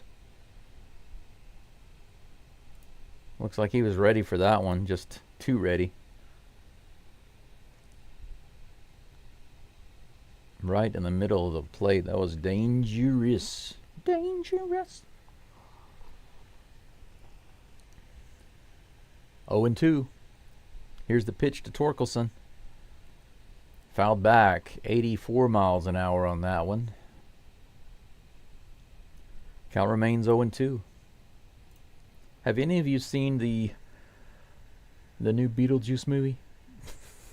I want to say something about that, but I'm going to wait until the break. 0-2, here's the pitch. Swing and a miss. Strike 3, guys. Neris gets us out of the inning after walking the first batter upon replacing Valdez. Neris comes back with 2 strikeouts to get us out of the inning. Thank goodness gracious. The Astros are down 3-0 still. So out of 5 innings, Valdez gives up 3 in the second. But other than that, the Tigers have goose eggs, despite having 7 hits. The Astros with only 3 hits so far and no runs. Mauricio Dubon is coming up for the Astros. followed by Jake Myers and my hero, Jose Altuve. I was in Hiroshima City yesterday and the day before. Today's Wednesday for me. It's very early Wednesday morning. Monday morning I went to Hiroshima to visit the hospital and get a checkup. The next morning I was able to stop and get a huge discount. For those of you who don't know this, on the first day of the month in Japan, it's basically discount day. The first of every month. All of the cinemas. I know this is pretty interesting, right? Every single cinema in Japan gives a discount on the first day of the month. Pretty cool. So I went to see the new Beetlejuice movie. It had a few funny parts, but overall I was disappointed. I was hoping for it to be really funny, be nostalgic, but it just didn't have the same impact. Some of the scenes with Keaton were funny, but overall, just it felt like Tim Burton has lost his touch. He's a shadow of his former self. And that's all I have to say about that. Hey, are the Padres going to win today? Thaddeus, I have no idea, but my guess is probably yes. I feel that the Padres have a pretty good team, so more than likely they will win.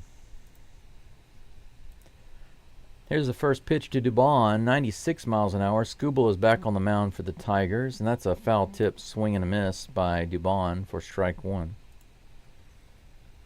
Mauricio Dubon, 0 for 1 today, 269 for the season.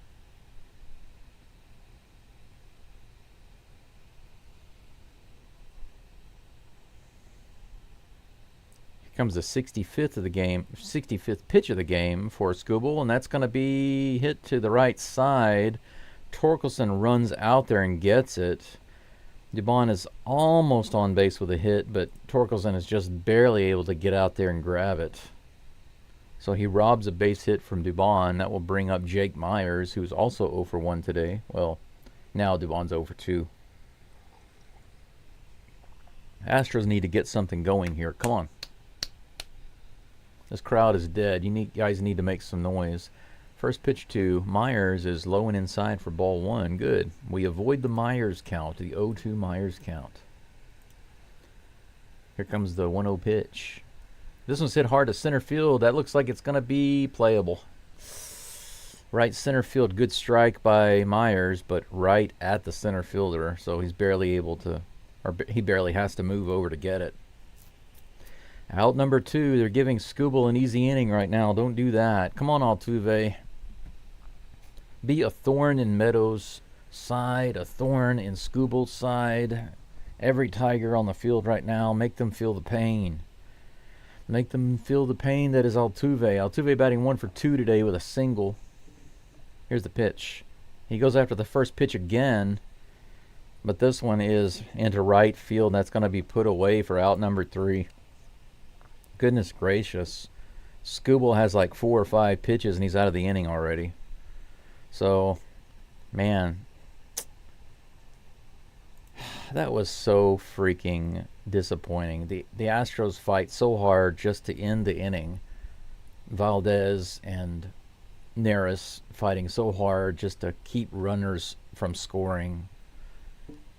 And then the Astros come up and just boom, boom, boom, 1, 2, 3, do nothing.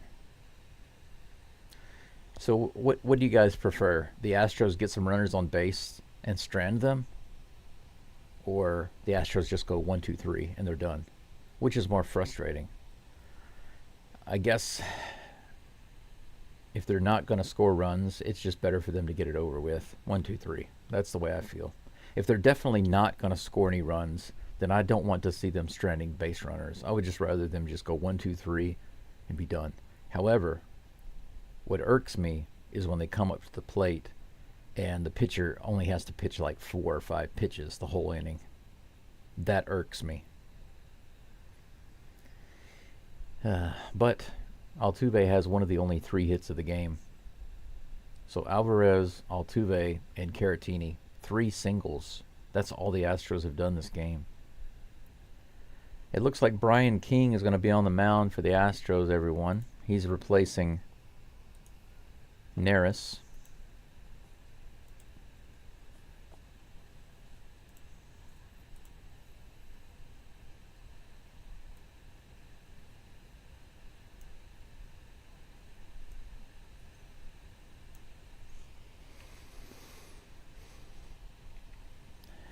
Brian King, Magnum PI himself.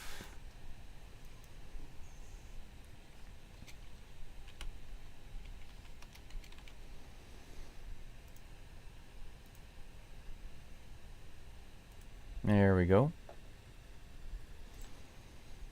Astros third pitcher. Skubal is still in the game, but the Astros are now on their third pitcher.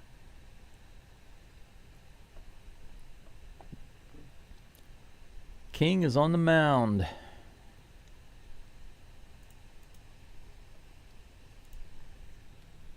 He's going to be facing Parker Meadows, who's 1 for 2 today. Anything going on in the chat? Do you have any partners? I've been wanting to get into sports commentating. Partners, do you mean like sponsors? What kind of partners do you mean? That's a strike. Second pitch, 91, right in there for strike 2. So the first 2 pitches from King are strikes on Meadows. Magnum PI on the mound for the Astros. Here comes the third pitch. 93, just a little high. That was not a bad pitch up and in, but ball 1. King is moving kind of quickly here. Here comes a 1-2 pitch, and that one's low and outside. You can take a look at his face right here. You can see why I call him Magnum PI. He looks very much like Tom Selleck. 2 balls and 2 strikes now from King. Here comes the next pitch to Meadows. Meadows swings at that one, hits it straight up, and it's going to be playable, it looks like, on the third base side. Bregman is underneath it. Puts it away, no problem. And that's why I like Bregman on third. Even though it looked routine, he's like a vacuum cleaner over there in foul territory and on third base. I don't want to see him move. I don't know about you guys, but I don't want to lose Bregman. I don't think we have anything worth bringing in to replace him. This one's the first pitch to Rogers is hit out to left field. That's going to be a single. So 1 out single. The Tigers have a runner on first with that hit by Sweeney. I'm sorry. Rogers. Sweeney is at the plate right now.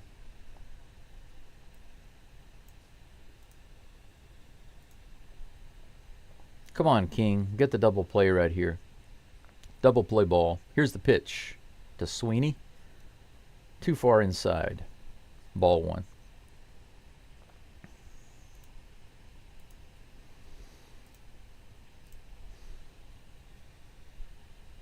One ball, no strikes. Here's the pitch to Sweeney.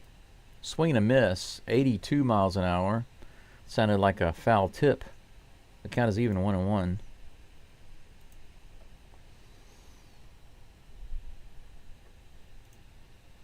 Other channels you call with that help of your product or company, like co-commentators or technical support.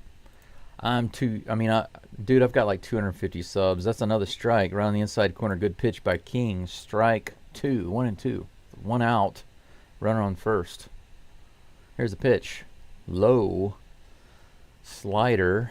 Ball 2. Diaz liked that one. He's like, it's all right. It's all right. It's good. It's good. Top of the 6th. Here's the 2-2 pitch to Sweeney. Check swing. Did he go? They say he didn't. Man, that was close. That was close. Let's take a look. Did he go? Man, that was close. From the side, let's see. Oh, man, that was a swing. That looked like a swing to me. And the next one is in there, but he gets it anyway. Strike 3. Look at that. That was a swing. He doesn't get the call on the full count pitch. He gets it right there. He thought he had a walk. He thought wrong. Magnum PI gets the strikeout. It looks like that might be it for King already. Spot is walking out to the mound. Matt Vierling is coming up. Seems like they're going to go to Blanco, guys. Ronel Blanco is warming up in the pen. After 2 outs, that's going to be it for King. He gives the ball to Espada. Not a bad job. He gets the 2 outs, 1 runner with a base hit, but can't complain about that. So Magnum PI is out of the game, and Ronel Blanco is in. Another pitching change for the Astros.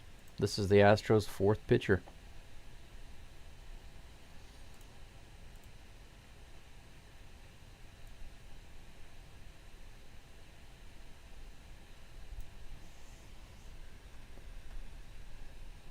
Goodness gracious.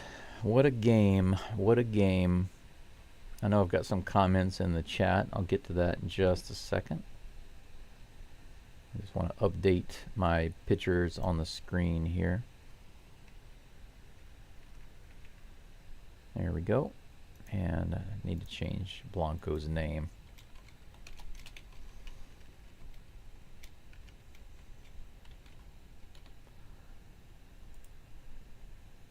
There we go.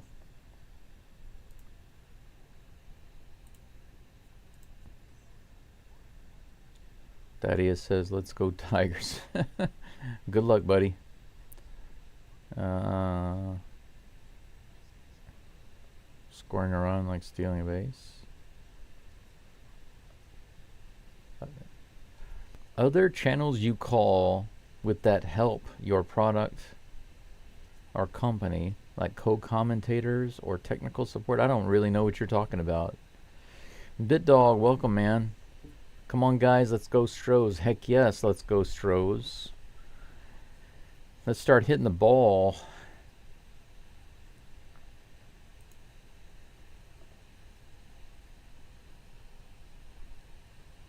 They're showing the painful highlights of the 2nd inning, starting with the barely missed grounder by Pena. If he had that, that inning would have been over. It would be 0-0 right now. Matt Vierling is at the plate facing Ronel Blanco. 1 runner on, 2 outs. Very first pitch to him is outside, 93. Ball 1. Blanco has the ability to go to the end of the game to do these final 3 1/3 innings. We'll see. That pitch is in the dirt. Man, what a catch by Diaz to stop that one from going to the back wall. 2 balls and no strikes from Blanco. Vierling is 1 for 3. Let's see if we can make it 1 for 4. Here comes the pitch. Way outside. 3-0, 3 straight balls. So Blanco doing the same thing that Neris did when he came into the game, just throwing balls. He hasn't put a single one near the zone. Come on, man. 3-0 pitch. Right in there, 92 on the outside edge. That was about the best you could do right there without going in the zone for a hittable pitch. That was a good one. 3 balls and 1 strike. Here comes the next pitch from Blanco. Swing and a miss on the outside corner, strike 2. Could have been ball 4, but it was a good pitch. Got him to go.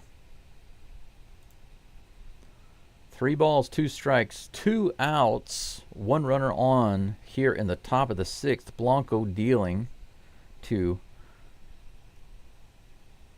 Vierling, and he gets him. Swing and a miss. Strikeout, guys. Out number 3. Blanco gets the strikeout. So after getting way behind in the count, he comes back and he gets the strikeout. Holy freaking cow. So Brian King and Ronel Blanco get the job done with 1 hit. No runs in the 6th inning, the bottom of the 6th, or the top of the 6th, rather. Kyle Tucker is due up at the plate. The Tigers have 8 hits and 3 runs, no errors. And in the bottom of the 6th, the Astros coming to the plate so far with 3 hits, no runs, no errors. Just that 1 second inning, guys. It's exactly like one of the commentators said, one of the other YouTube channels. He said, this is the kind of series where if you blink, it can really hurt you, it can really cost. And Fromber blinked several times in that second inning, and it really hurt the Astros.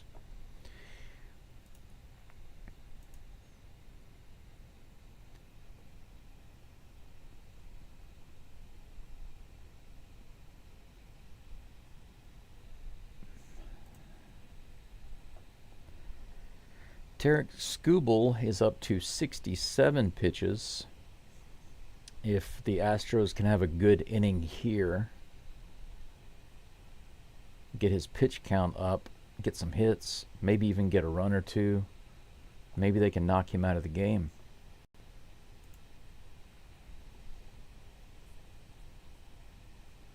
Kind of wondering how his wrist feels. There was a line drive off his wrist a couple of innings ago. It went off his glove hand, but it looked like it hit him right on the meat, the bare part of his wrist. That couldn't have felt good. We need some hits, guys. Amen, D Steel. Welcome back. Thank you for being here again. It's really nice to see you. As you can see, the number of viewers is way down today.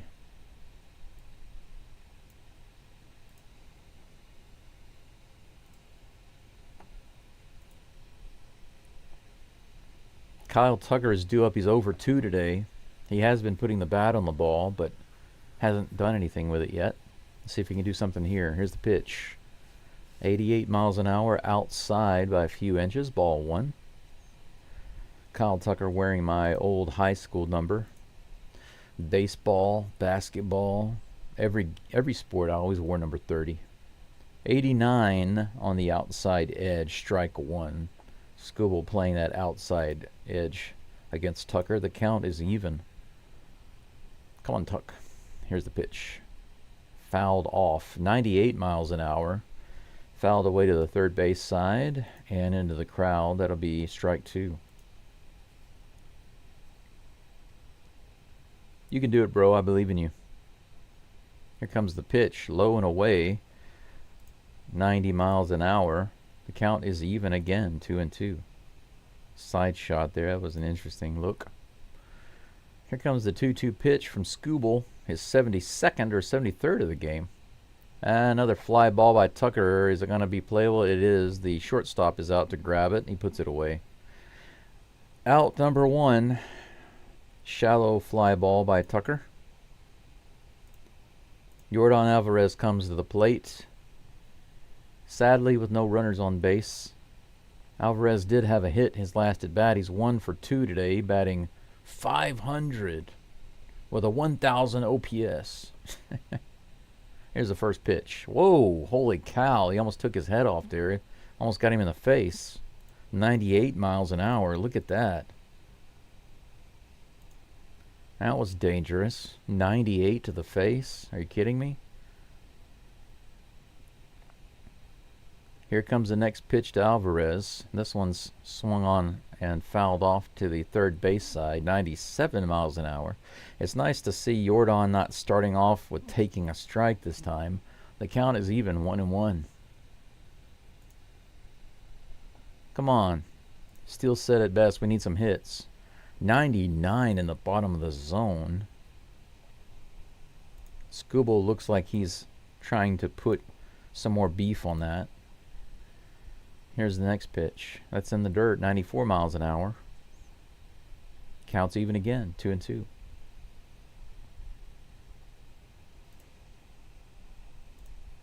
You know, it would be really nice to see Skubal throwing a bunch of wild pitches at 99 miles an hour, getting tired and being worn out, losing his aim, but not on that one. 97 on the outside edge, strike 3. Yordan, instead of taking strike 1 for the first pitch, he decides to take strike 3.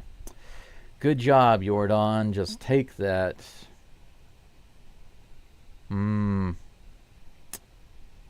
Yeah, according to the tracker here, he threw it right where Yordan does not like. So, strike 3. 2 outs, no runners on. Bregman comes to the plate. Bregman just barely missed a 2-run homer earlier. It was fouled just by a few feet. Next pitch is in there, but low. Ball 1. The count is even, 1-1. Bregman came back from an 0-2 count to a full count, then almost homered. It was really awesome. Here's the 1-1 pitch. Fouled away. 86 miles an hour in the outside corner. Skubal working pretty quick now. Looks like he's just trying to burn the last of his energy. 80 pitches now for Skubal. Here comes the next one. In the dirt, 90 miles an hour. Ball 2. Counts even, 2-2. Come on, let's see some Tiger power. And I don't mean Detroit Tigers. I mean LSU Tigers, baby. Come on, we're the real Tigers. Come on, Bregman. Here's the pitch. 100 outside. Skubal really wanted that pitch. He really thought he had it, but it was outside. Look at him. He's like, whew. Full count again against Bregman. Skubal calls his catcher to come out. He wants to chat with the catcher. He waves the catcher out. And the pitcher is... and the umpire is coming out. The coach is coming out. What in the world's going on? The manager is coming out. Everybody's coming out to the mound. The trainer is out there.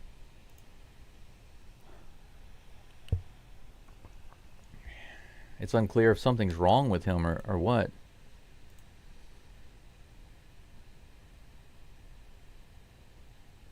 He might have felt something there. Maybe when he threw that.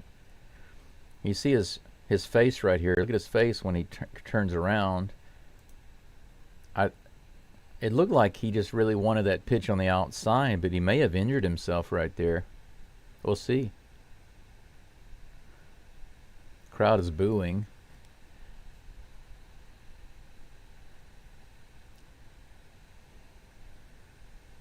Yeah, it looks like he kind of hurt himself. He's kind of walking it off.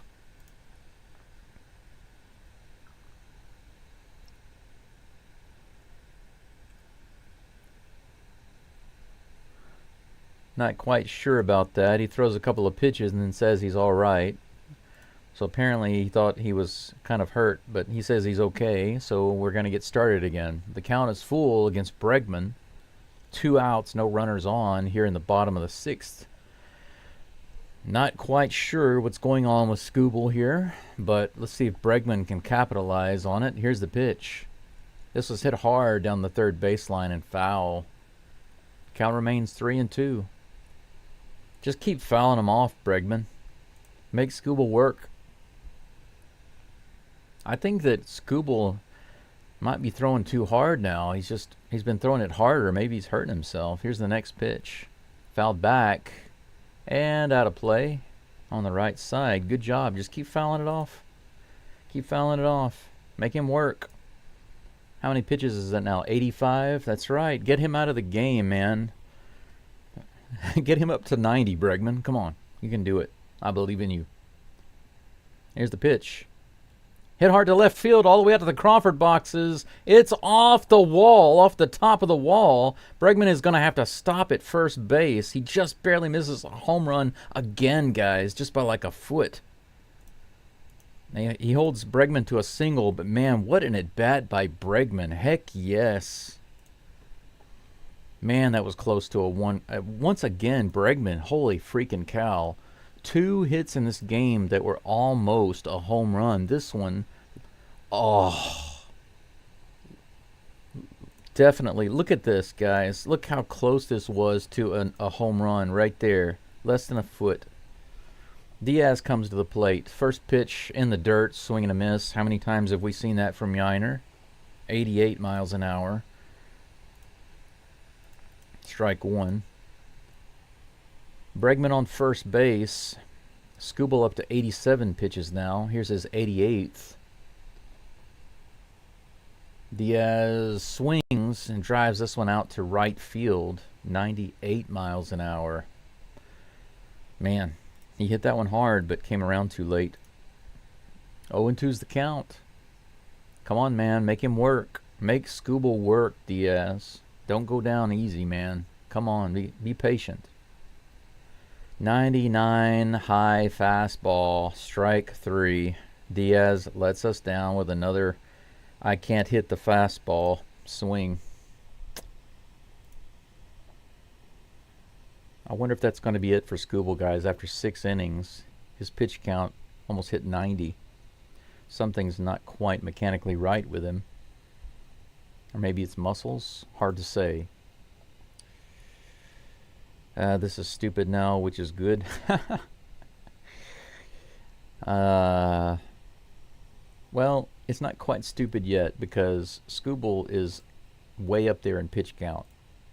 This might be, that might have been his final inning. But what I don't understand is how they just let him stop on a full count with Bregman and say, oh, something's wrong. He takes a couple of practice. He literally just took 2 practice pitches. Then he was like, I'm okay. What was that about? Were they trying to ice Bregman or something?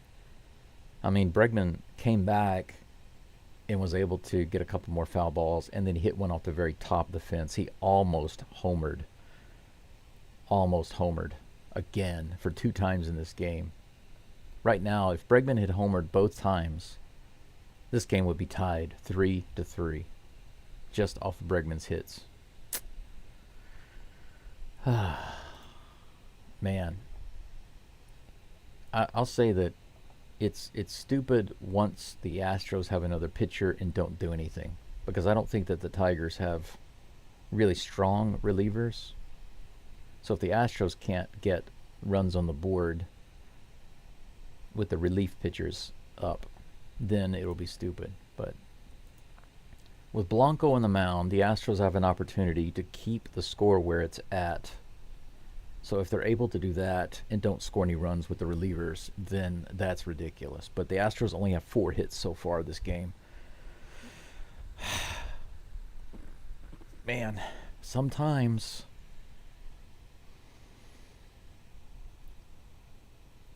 it's just, there's just some lucky or unlucky breaks, and Bregman has had 2 of those today. 2 almost home runs.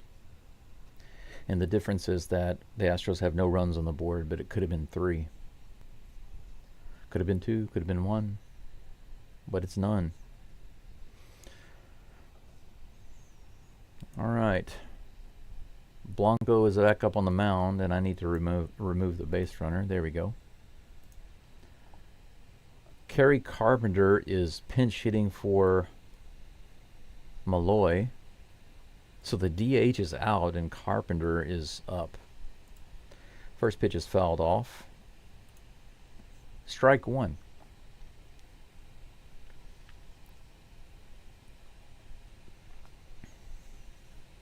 Here comes the next pitch. Another foul ball. 85, just below the zone. Strike 2. Good pitch by Blanco. Sure would be nice if Blanco is able to take this game all the way through to the end and the Astros put some runs on the board. How awesome would that be? Blanco get the win? That'd be great. Next pitch is in the dirt. Did he go? They say he didn't. That'll be ball 1. Let's take a look at that. Nah, it was close. Crowd boos, but I didn't get to see a replay, so who knows? Doesn't really matter if the umpire says safe, I guess. Here comes a 1-2 pitch. Fouled off again, this time on the opposite side down the third baseline off into the crowd. Count remains 1-2.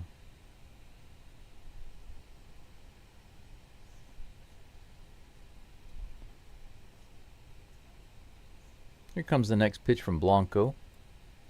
Just inside. Holy cow. And a check swing. They say he didn't go again. Man, that was close. Whew. Umpire is not having it. 2 balls and 2 strikes. Here's the pitch from Blanco. This one's bounced down the first baseline. Oh, what a scoop by Caratini. Just scoops it up like nothing and steps on the bag. Look at that. Boom. Just no problem there. He made that look easy. That was not an easy catch, and he made it look freaking easy. Look how calm and cool this was. Holy cow, that replay, man. This is what you call pro right here. Look how he just like, boop. No problem. Out number 1. First pitch to Riley Green is low for ball 1. This one's bounced down to Caratini also. He scoops that one up and he takes it over to first himself again. That one's a little bit easier than the last one, but he doesn't make it look any harder than the other. Out number 2. 2 away, 2 ground balls to the Batman. Looks like Caratini has a new haircut. Look at that hair right there. Interesting. I wonder what he looks like with his hat off. Here comes the first pitch to Colt Keith. 93 foul tip in the top of the zone. Strike 1.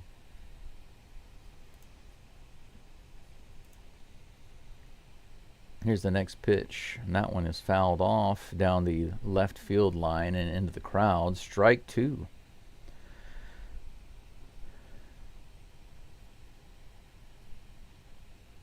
No balls, 2 strikes to Colt Keith. Here's a pitch from Blanco. Grounded foul. 87 miles an hour in the outside corner there. He barely stays alive. Going to have another 0-2 pitch.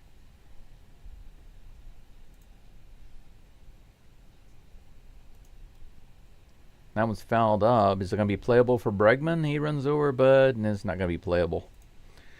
Goes into the seats. Over on the dugout, or past the dugout rather, over past the dugout. That's what I was trying to say. 0-2 again. Here comes a pitch to Keith. That one's low in the dirt. 88 miles an hour. Ball 1, or is that ball 2? I think it's ball 1. It is. 1-2. Here's the pitch from Blanco. Oh, is that strike 3? Check swing. Did he go? Holy cow, that was close. Look at that. Look how close this was. Wow. Was just waiting for that one to be called strike 3, and it was not. Holy cow, that was close. Here comes the next pitch. Outside, ball 3. Crowd is not going to like this if he walks him. He barely missed that strike, and now it's a full count. Here comes the pitch. Big breath by Blanco, and here comes the delivery. Swinging a foul ball. He barely got a hold of it. We're going to have another full count pitch.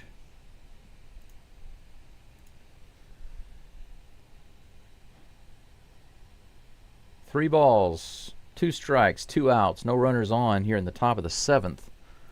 Blanco shakes off a few. Now he's got what he wants. Here comes the pitch. And it's ball 4. Too high. We're going to have a base runner after all. Way out of the zone. Runner on first. Blanco can't avoid the base runner there, unfortunately. Winsell Perez comes to the plate. Batting 1 for 3 today. Here's the pitch to him. Another one high, 93, way out of the zone. Not even close to being competitive. Oh, I'm getting another leg cramp. That's not good. Next pitch, the bottom of the zone, 81 miles an hour. Strike 1, 1-1. Bear with me, guys, as I try to straighten my leg out here. Keep that cramp from hurting. Here's the pitch. Foul down the first base side. And that'll be strike 2. 1 ball, 2 strikes to Perez.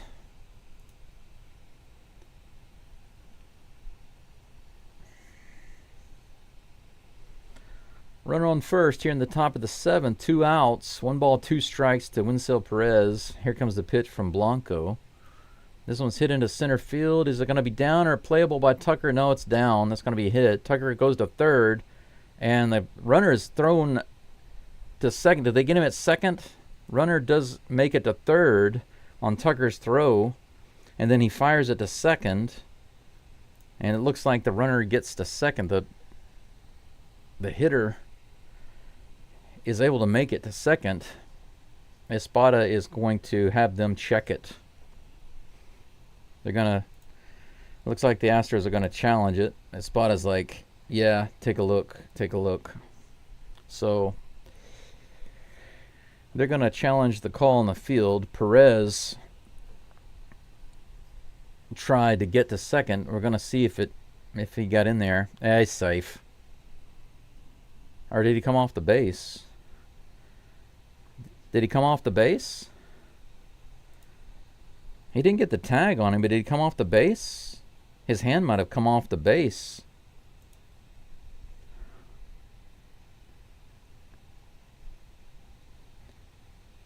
Did he come off?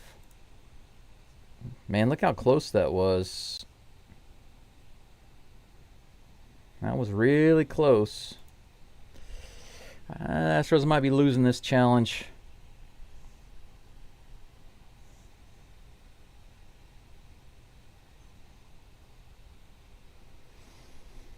They are taking a look at it right now, but it's looking like he's going to be safe. I don't think the Astros are going to get this, but we'll see. As it stands, the runners will be on second and third with that hit.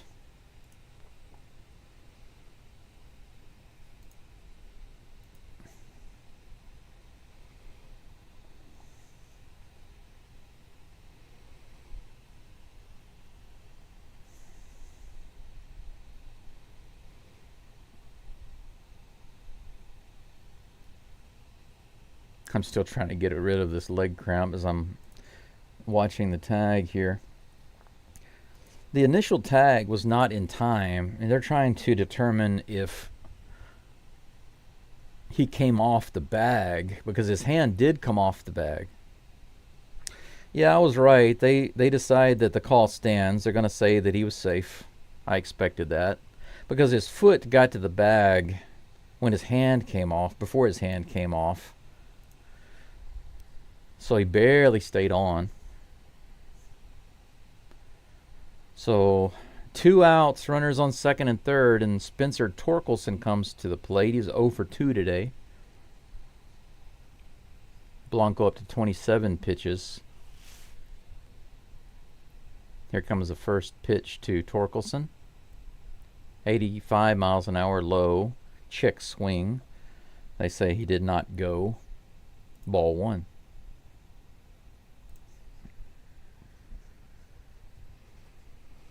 Here's the next pitch.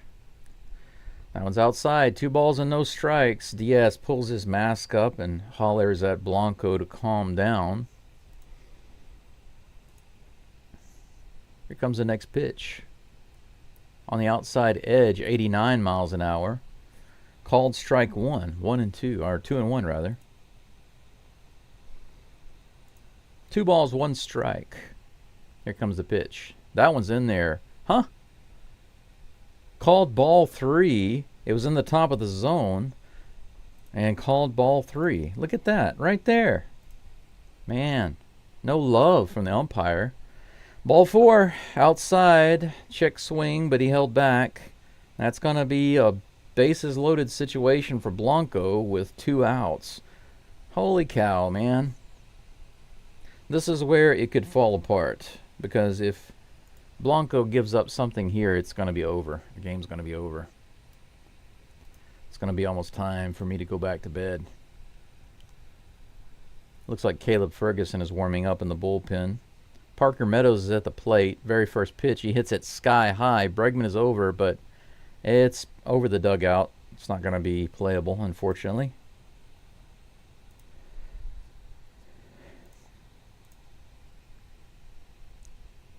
Oh and 1. Man, I'm still massaging my leg trying to get rid of this cramp. It is tight. Here comes the pitch. That one's low. Check swing, and they said he did go. The crowd cheers because they keep not getting that call, and the crowd has been really upset at these check swing safe calls, but finally they get one. That one didn't even look as bad as the others. 0-2, here comes the pitch. Strike three, swing and a miss. Blanco gets it, guys. Oh my gosh. Here's the strikeout right here. Out number three. Whew. Crazy inning for Blanco. But he gets out of it. Thank God he gets out of it. No more runs for the Tigers, but they're up to 9 hits. 3-0 going into the bottom of the 7th. Now this is where the Astros statistically do the best. They score most of their runs from the 7th inning on.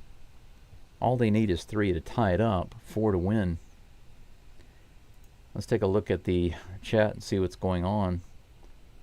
It says, hey man, sorry, I meant to say other channels you collaborate with or do streams with other or people you have for tech support. Tech support? What are you talking about? My channel's 256 subscribers. What kind of tech support do you think I need? Everything I do here is done by me. I wouldn't be able to pay anybody to do tech support. Why would I do that? But as far as collaborating with other channels, I don't know what other channels I would be collaborating with because nobody else is doing live play-by-play in English for the Astros. I wouldn't mind having someone else on to help commentate and collaborate with, but right now nothing has come up. No collaboration opportunities. No collaboration opportunities have presented themselves. Still says banana not help with cramps or potassium. It's funny you mention that because right here I was eating a banana earlier, but I didn't get to finish it. I try not to eat too many because of the sugar, you know. I don't want to feed the tumor.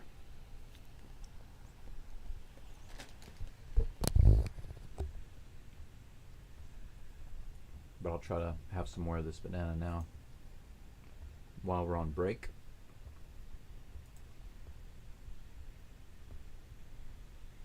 Doing it manually, kind of. I have software that helps me do this. Some of the information I have to change manually. Some of it is automatic, like the chat log on the screen is automatic, and some other things are automatic. But as far as like showing the quick replays and changing the base runners, I have to do that manually. Changing the pitcher names and pictures, I have to do that manually. Changing the logos, I have to do that manually. It looks like Will Vest is on the mound, so the Tigers will have another pitcher. The Astros will be facing someone else other than Skubal. He's had a great 6 innings, or he had a great 6 innings, giving up no runs.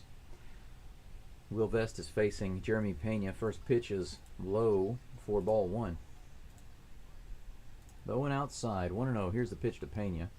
97 on the outside corner. Strike 1. Will Vest. Here comes the 1-1 pitch. Pena fouls that one back, 97 miles an hour. Let's see if I can get Vest's picture. There we go. I'll update that on the screen in just a second.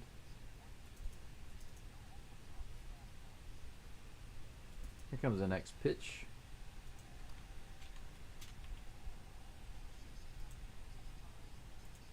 Pena fouls that one off too. Count remains 1-2.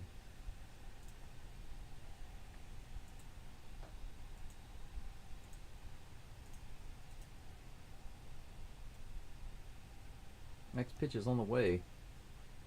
Called strike 3. Pena goes down looking. That's 3 strikeouts for Pena today. So the flash is letting us down. He can't run around the bases if he can't get on the bases.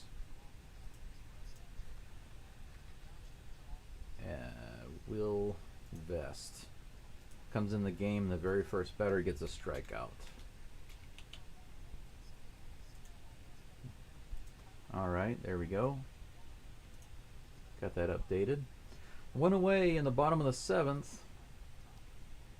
Victor Caratini batting lefty, 98 miles an hour, swing and a miss, strike 1.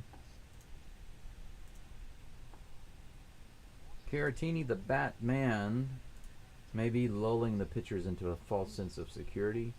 What's he going to pull out of his tool belt? Let's see. Here comes the 0-1 pitch to Caratini from Vest. 98 outside, ball 1. The count is even. 1 out, 1 ball, 1 strike. Here comes the next pitch from Vest. This one's grounded down the opposite side. They say it's foul. That looked fair. Holy cow. Look at that. That was right down the line. He said it was foul. We're going to take another look at it. Let's see. Let's see how close that is. Wow. Look at this, guys. It bounces right on the line.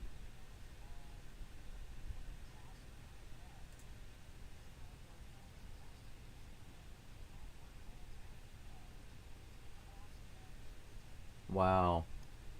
The call's gonna remain. It was right on the line, but it's gonna remain a foul ball.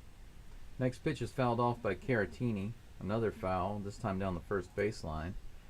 Man, that was a double for sure for Caratini. Man, this umpire on third base side is not winning fans here in Minute Maid Park. Here's the next pitch to Caratini. That was in there for strike 3. My God. Right in the middle of the plate. How can you let that one go, man? Are you serious? Look at this. Right there in the middle of the plate. Doesn't even try to swing at it. Out number 2. 2 strikeouts for the new pitcher, Will Vest. Pena and now Caratini just taking 2 strikeouts just like that. Just watching it go by. John Singleton now is in the game for Mauricio Dubon, guys. Pinch hitting. I guess they wanted another lefty at the plate. Big John, Single McSingleton. Here's the first pitch to him. He check swings but takes it for strike because why not? 97 miles an hour right in the middle of the plate. The other Astros can't be swinging at strikes. Why should you start? Here's the next pitch. He swings at that one. Of course, it's not in the zone. 97 miles an hour. Strike 2. Singleton trying to quickly strike out. Not wasting time to get to the 0-2 count. The Myers count, actually. Here comes the next pitch to Singleton. A little outside and low. He didn't swing. Ball 1.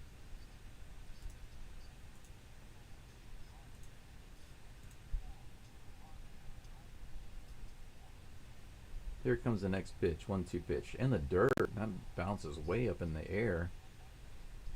2-2.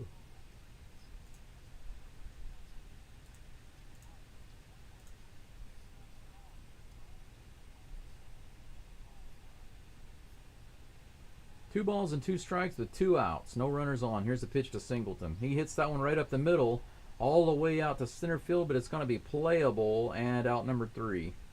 So he drives it out to center field, a nice solid strike, but nowhere that the Tigers can't handle it. Astros do nothing in the 7th inning, the bottom of the 7th. 3 up and 3 down. 2 strikeouts and a fly out. Astros looking pretty pathetic at the plate right there in this game.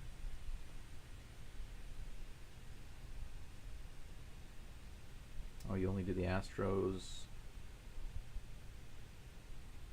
Well, this is an Astros channel, so I don't have any reason to call other teams. I don't care about other teams at all. I don't care about any other major league teams. There are a couple of teams that I want to always lose, like, for example, the Dodgers and the Cubs. But those are personal reasons.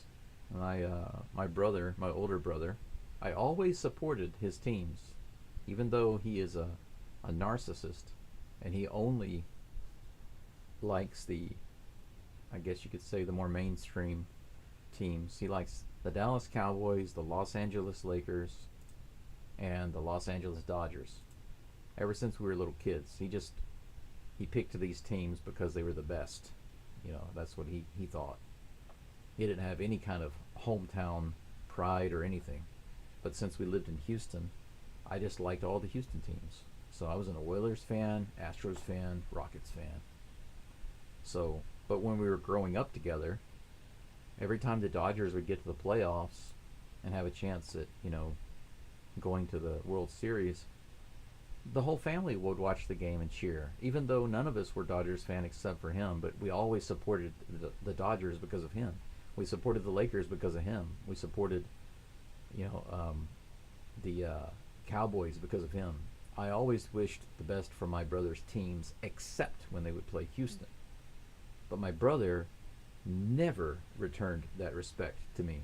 So even when the Astros finally won their first championship against the Dodgers, who can suck it, he literally told me, "F the Astros, F those cheaters." Okay? Like the Dodgers haven't cheated, and not all the Astros cheated, and they didn't cheat in Los Angeles.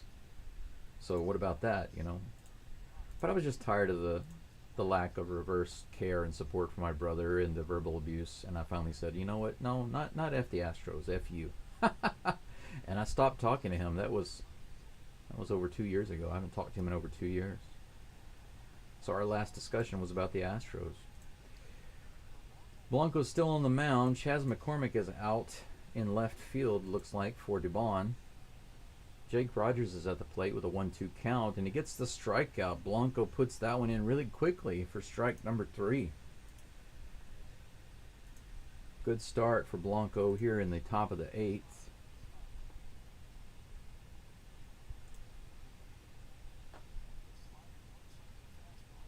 But the reason I don't like the Cubs is because, they're the Cubs, but the second reason is because my sister likes them. Trey Sweeney's at the plate, and he fouls off the first pitch out into the crowd. That'll be strike 1. 0-1 is the count with 1 out, no runners on. 93 right on the outside edge, perfectly placed for strike 2.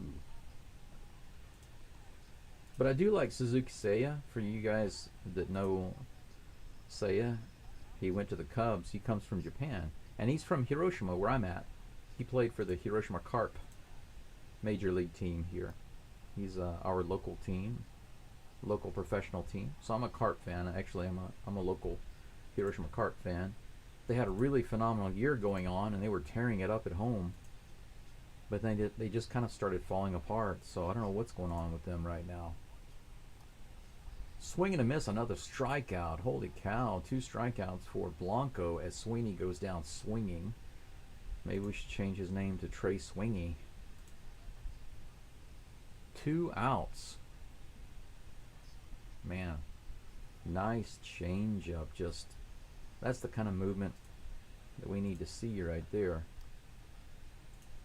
Matt Verling comes up to the plate. Fouls that one off for strike 1. 0-1, here comes the pitch. 94 a little high, ball 1. Just a tad too high. Just a tad. 1-1, here comes the pitch from Blanco.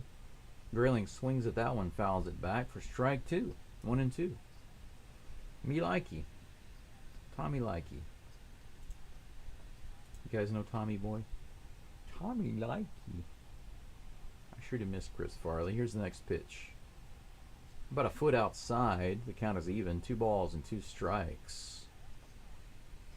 1 for 4 is Veerling. Let's make it 1 for 5, Blanco. Here comes the 2-2 pitch. Fouled off to the right side. Is it going to be playable? Nope. Tucker can't get over there. It goes into the net. Count remains 2-2.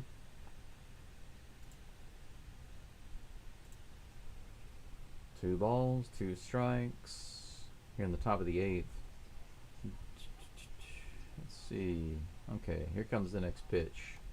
High and outside. That's going to be a full count. 3 balls and 2 strikes. Come on, Blanco. Don't put any base runners on. Let's end it right here. 3 balls, 2 strikes, 2 outs. Here's the pitch. Low and away. He walked him. The sun is starting to come up outside here in Japan. And it looks like Espada is going to pull Blanco. Caleb Ferguson is going to be up next for the Astros.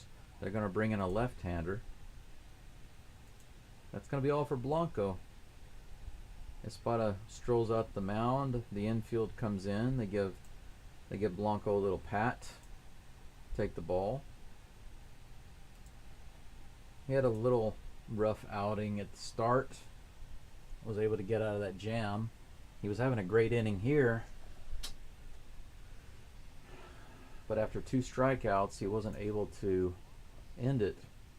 Oh, I accidentally left the base runners on. I'm sorry about that. There should only be 1 runner on base. There we go. Now it's correct. Caleb Ferguson jogs out to the mound. And he will get some warm-up pitches here. There he is. Let me update our pitcher on screen here.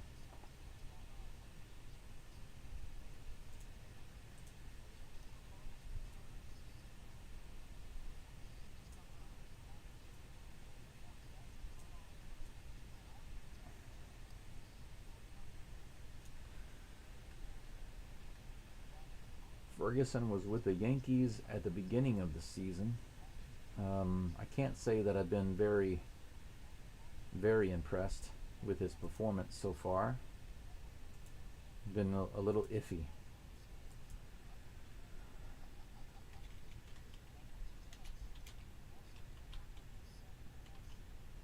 Let's see if I spelled his name right. Let me double check. I think that's right. I think I got it right. Yeah, I got it right. Take a look at the chat while we're waiting on his warm-up. No harm, no foul, Blanco. Yeah, he did all right. We can find you an automatic system. I understand you feel you know little subs. That you got something good here and should start establishing.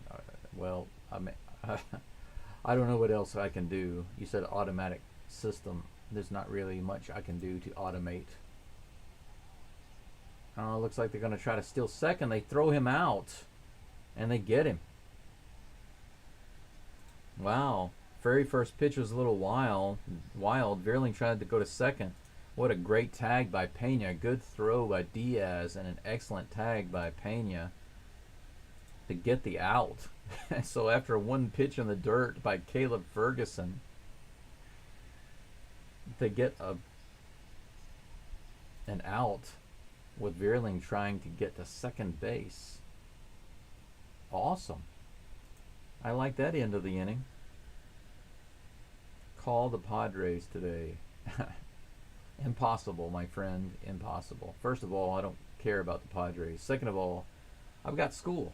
I study. So it's almost 6 in the morning right now. In 3 hours, I have to be at school. I study Japanese full time. I don't have the time, nor the energy, nor the desire to call the Padres game.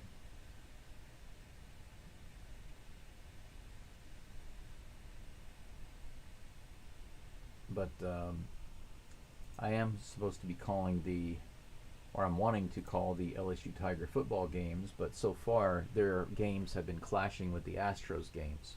The good thing is that it's early in the season, it's early in the football season, and most of their games so far have been against throwaway teams. The very first game of the season against USC was the only really big game of the year. Tigers played like garbage and let the Trojans win, and I can't stand the Trojans. They're overrated. The only way they can beat the Tigers is for the Tigers to come out and be disorganized. And they were really, really disorganized and lost that game by 1 touchdown. They should have won by 17 points. After that, they've been locked down, but they haven't played any decent teams. And those games have been available on YouTube. I mean, kind of what's the point in me trying to call those games right now if it clashes with the Astros games and YouTube is allowing them to show and live stream these games? Then it's pointless for me to try to call those games. My focus right now is the Astros postseason. Jason Hayward is in now. He's batting for who? Jake Myers. He takes the first pitch from Vest. Low for strike one. 0-1 is the count for Hayward. Here comes the next pitch from Vest. That one's lower. 92 miles an hour. Ball one. 1-1. Jason Hayward, I think, has the ability to be cold enough in his veins to do well in the playoffs. 96 outside. Ball two. 2-1.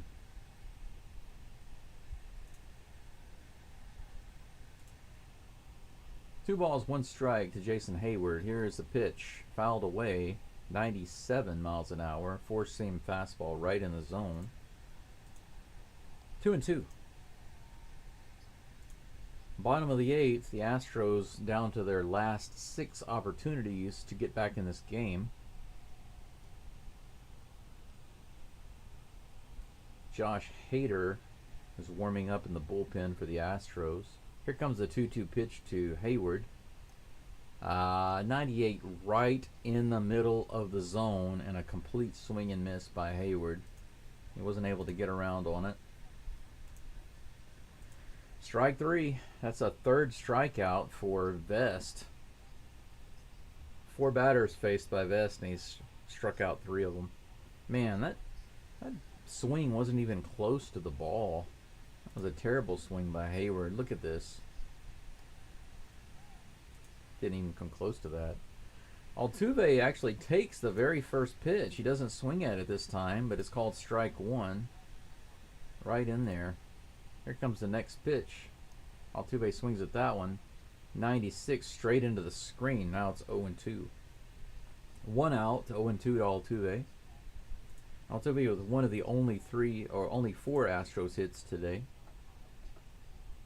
Bregman adding the last one with an almost home run off the wall, off the top of the wall. Here comes the next pitch to Altuve. Strike 3 on the outside corner, or outside edge rather. Another strikeout. So 4 of 5 Astros hitters against Vest have struck out.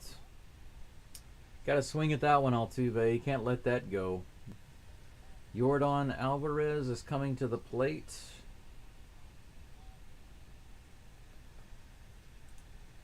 And they're going to change the pitcher. They're not going to let Vest pitch to Alvarez. I don't see why not. He's been pitching really, really well. But it looks like they're going to bring in a left-hander to face Alvarez. I don't understand that logic. You've got a guy who's pitching really well, and you think that you're going to bring in a left-hander to do even better against Alvarez. But Alvarez can hit right or left. It doesn't matter. So it's kind of stupid. Did they not learn this about Alvarez? I mean, when the Astros made their World Series run, and every year, basically, the other teams do this. It's like they don't do their homework. Alvarez comes to the plate, so they bring in a left-hander, and Alvarez gets a hit anyway, or gets a home run. It's like they don't learn. Bring in your left-hander. It doesn't really matter, right-hander or left-hander. You're going to have a similar outcome. But Tyler Holton is going to be in the game now for the Detroit Tigers. I think I have a moment. Tyler Holton, to save his picture and put it into the game.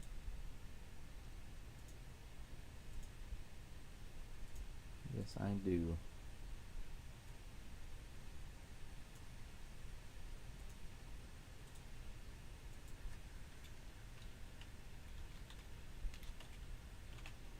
Tyler Holton. There we go. Boom. Did it. And in time for the game.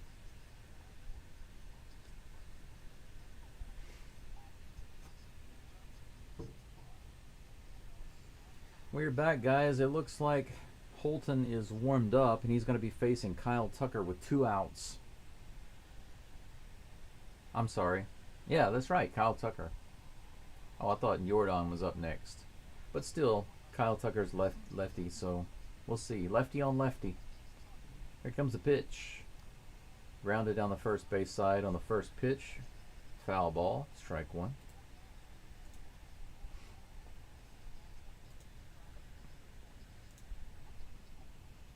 Oh for 3 today. Tucker hasn't done anything.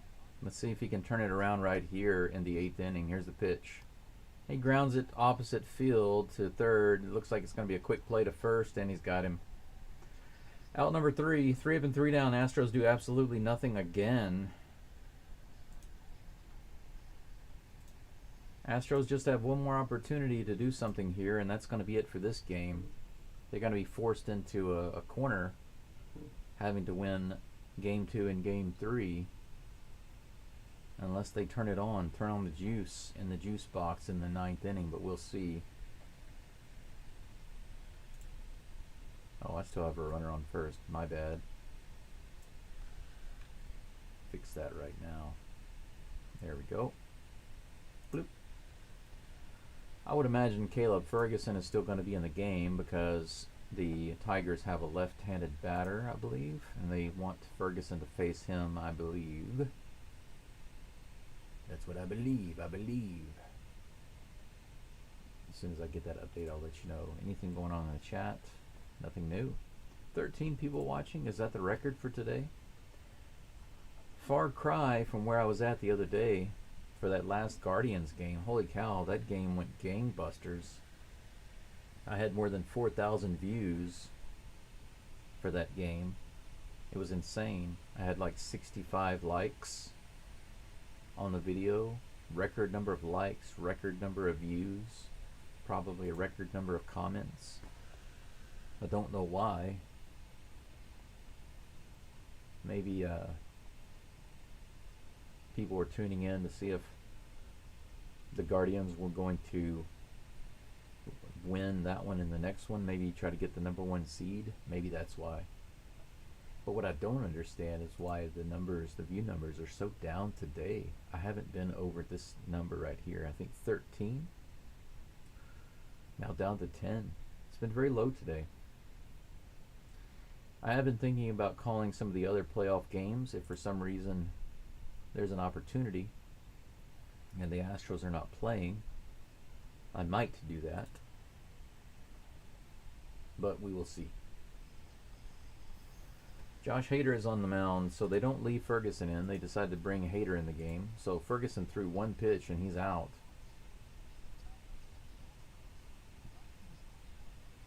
Josh Hader. That's interesting. So the Astros don't have any runs, but they go to Hader anyway.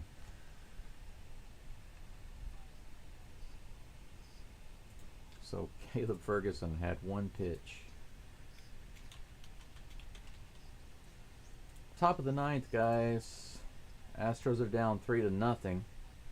Kerry Carpenter comes to the plate. He's DHing. First pitch to him is on the outside upper edge for strike 1. Nice pitch on the corner for Hader. Gets the call. Here comes the next pitch. This one's hit hard to Altuve. Throws it over first, no problem. Ground ball out number 1 after 2 pitches from Hader.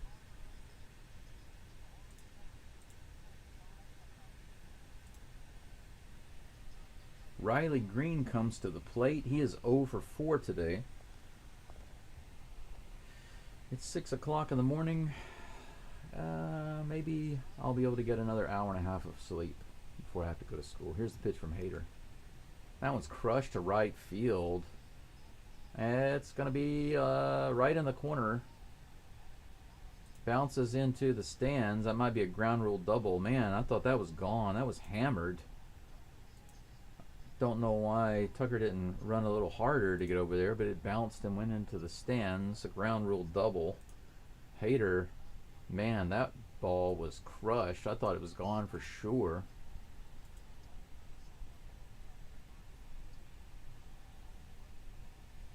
One out, runner on second. Hader almost gives up a home run. That one was crushed, but it just went up too high. So thankfully for the Astros, it was a double, not a home run. But First pitch to Colt Keith is on the way, and it is a strike. 0-1 is the count. Here comes the next pitch from Hader. In the dirt outside. Count is even 1-1. Man. Hader.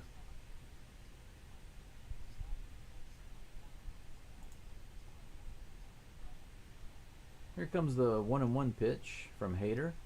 Fouled off by Keith and into the third base side stands. That will be strike two. 1-2. I'm hoping that the way I'm doing the game today, I will not be getting any copyright strikes. I think I'll do good today. 97 up and out, just barely missing the corner. Ball 2. I'm not even using the MLB stat screen. As you can see here, I'm using the Yahoo screen for my score. So I think I should be alright. We'll see. That was another one up and away, but fouled off by Keith. Count remains 2-2. 97. Hader giving some heat, but let's see if he can get a strikeout here. And out number 2. Here comes the 2-2 pitch. This one's grounded to Caratini. He scoops it up and steps on first. That'll be out number 2. Runner moves to third.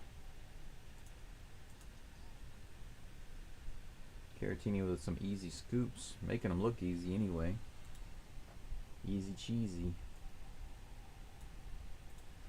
Runner on third, 2 outs. Top of the 9th, guys. This crowd hasn't seen much to cheer about today. 96 miles an hour up and in to Winsell Perez. Ball 1. Here comes the next pitch from Hader. Swing and a miss, 85 miles an hour. That one was way below the zone. Hader getting lucky with the swing and miss there. 1 ball, 1 strike.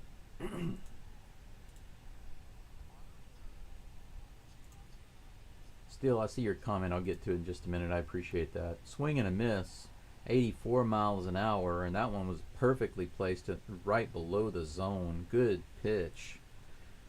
Strike 2 on Perez.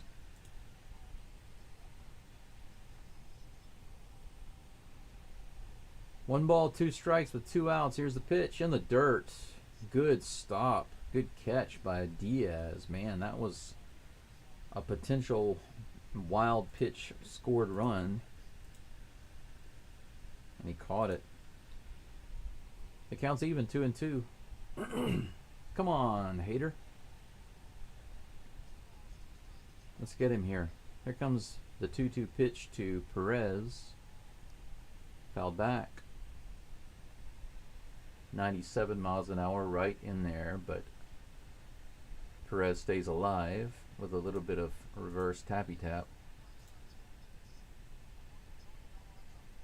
10 hits for the Tigers this game. Who could have seen that coming off of Fromber? Fromber's one bad inning. If not for that missed opportunity by Pena to get the final out, this game could be tied up right now. Can you imagine just that one extra out?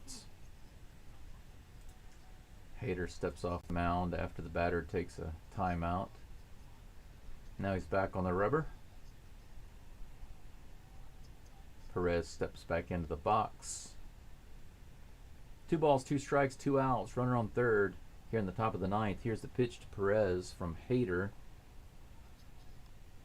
This one's hit high, 97. Looks like Caratini's going to be underneath it at first. He's got it out number 3. So that's out number 3. Hader does his job. He shuts down the Tigers in the top of the 9th. So the Astros relievers have not been the problem today. The 2 issues for the Astros have been a breakdown in the second by Valdez to give up 3 innings and no hitting by the Astros. We have 4 hits but not a single run. They have stranded some runners. But Yordan Alvarez is due up in the bottom of the ninth, followed by Bregman and Diaz. This is our last opportunity to get back in this game. And Steely said, don't get discouraged, man. ABC is airing on Channel 13 Houston. Didn't mention it before because I would rather listen to you. I appreciate that. Thank you so much. Got about 19 listening in right now. Whoa, it's almost at 20. Amazing. Suddenly the numbers have gone up a little bit. Still nothing compared to what it was the other day. At one point, how many people were watching? I can't remember, but it just went crazy all of a sudden. We are on break right now, guys. Going in the bottom of the ninth, the Astros are still down 3-0. Yordan is due up shortly. Let's see if the Tigers have a pitching change or if they're going to go with the same guy. They might have a pitching change. Yep, Foley.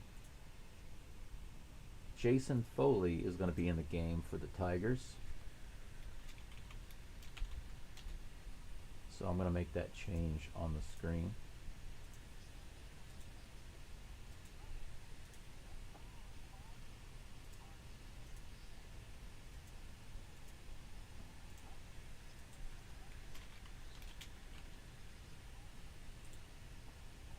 There we go. Jason Foley is facing Yordan Alvarez. This is the Astros' last chance, guys. Last chance to get back into game one.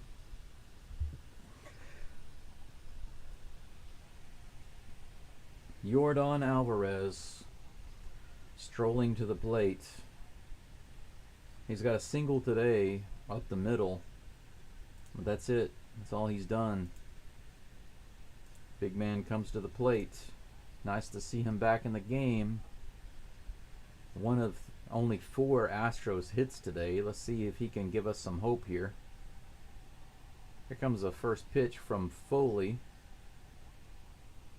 He's pitching out of the stretch. 88 miles an hour on the outside corner. Strike 1.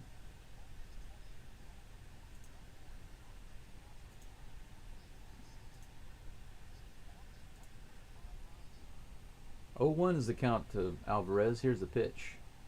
He fouls this one off down the third baseline. Strike 2.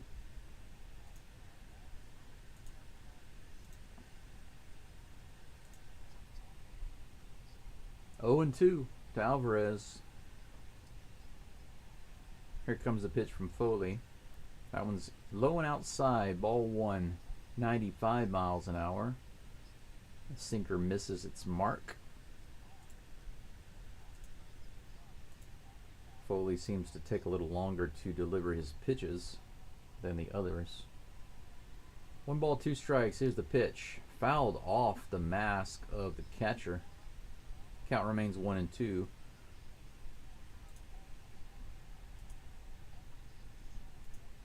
Bregman has just barely missed 2 home runs today. 1 foul and 1 off the top of the wall. Those 2 would have been the difference in this game because the game would be tied up right now. All right. Yordan is back in the box. Here comes a pitch from Foley. 1 and 2. Fouled off again. That was a 99 mile per hour pitch in the top of the zone. And the Astros have faced some really fast pitching today. All 3 pitchers from the Tigers have been throwing in the high 90s. 98, 99, 100 miles an hour. I think after this first game, everything else is going to be like slow motion to them. Another 1-2 pitch. The crowd is cheering a little bit. Let's see if they can get something to cheer even louder about. This one's hit hard to left field. It's all the way out to the wall. It's back to the warning track. Off the wall. Yordan's going to have himself a double. He gets it no problem. Yordan off the wall in left center, just off the Crawford box scoreboard. We have a leadoff runner on second. And he wasn't able to run fast. He just barely made it to second base. Absolutely. Yordan comes through with a double. probably going to bring in a base runner, take him out of the game now. That's my guess. Yep, they're bringing a pinch runner for Jordan. Man. Okay. Alex Bregman comes to the plate. DeCenzo comes in for Jordan. He'll be on second, pitch running. Jordan does his job. There's DeCenzo on second. Alex Bregman comes to the plate with no outs. Here's the pitch from Foley. This is hit hard down the third baseline, but foul. Bregman going after that first pitch.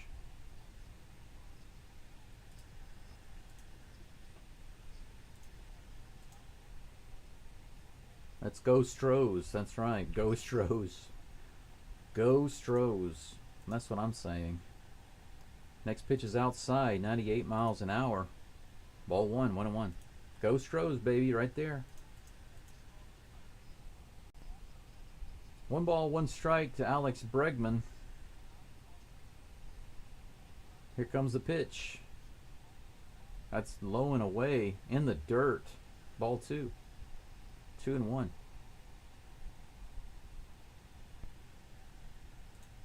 Crowd is getting with it now. Foley having a hard time hearing the pitch comm. Here's the next pitch. This one's hit up the middle. It's going to be hard. No throw. Too hard. That play was too hard for the shortstop. And Bregman is going to be on with an infield hit. We have runners on the corners.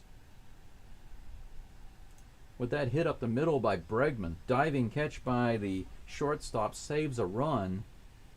But he's not able to get Bregman. Bregman is able to get to first.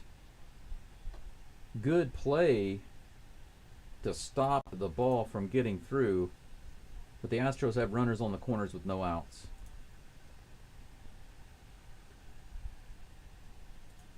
Pitching coach is out on the mound to talk with Foley. Yainer Diaz comes to the plate with an opportunity to be a postseason hero right now. Little meeting on the mound. The tying run is at the plate, guys. Let's start a rally over this. Yes, he did. He absolutely did start a rally. Yeah. That's the way I feel right now. Yainer Diaz 0 for 2 today with a walk. If ever we need a home run from Diaz, it's right now, that's for sure. How nice would it be to come back and win this game? DeCenzo on third. Bregman on first. Here's the pitch to Diaz. 98 in the bottom of the zone, strike 1.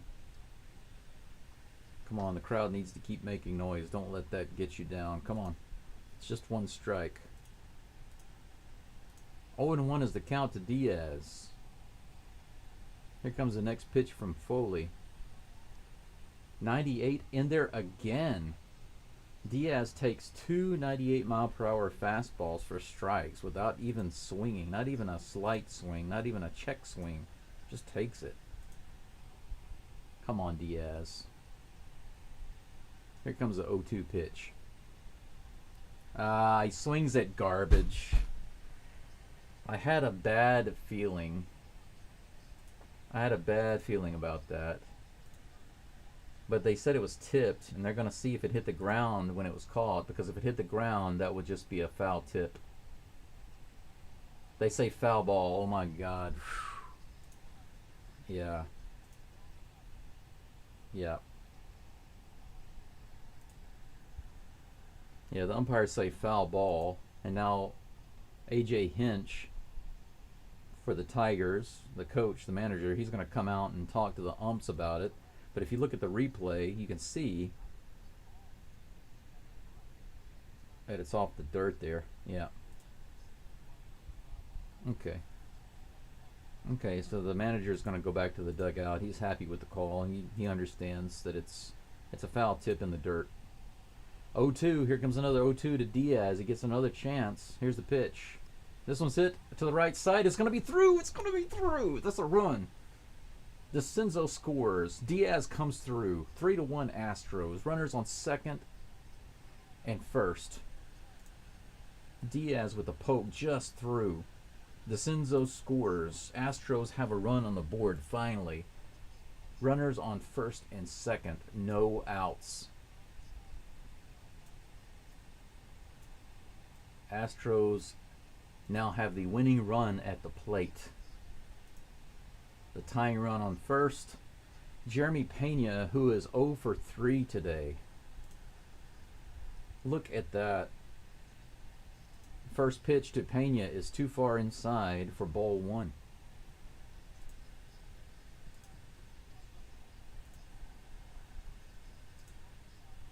Here comes a 1-0 pitch to Pena. Pena shows bunt, and he fouls it off. Whew, 1-1 is the count to Pena. Man, nail biter. 1 ball, 1 strike to Jeremy Pena.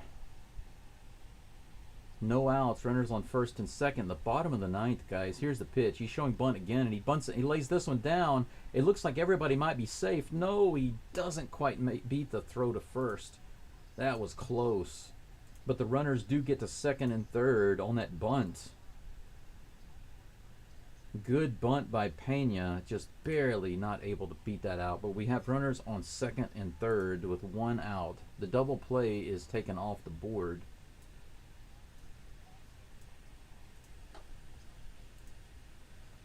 Victor Caratini coming to the plate. And it looks like they're going to be taking Foley out of the game. Man. How awesome would it have been for Pena to get on base there? It was close. Yeah, and that's going to be it for Foley. Foley's out.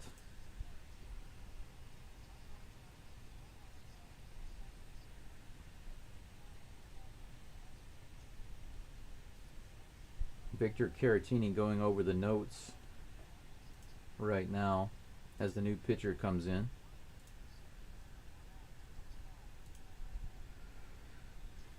The Astros Batman, Victor Caratini. Bo Brisky is coming in. Bo Brisky.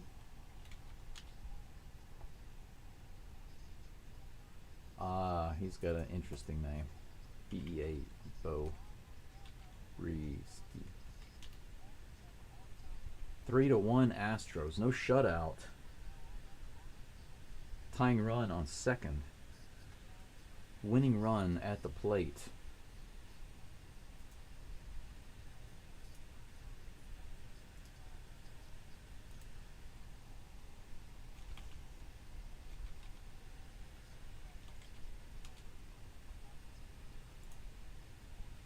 Brisky taking some warm-up throws right now.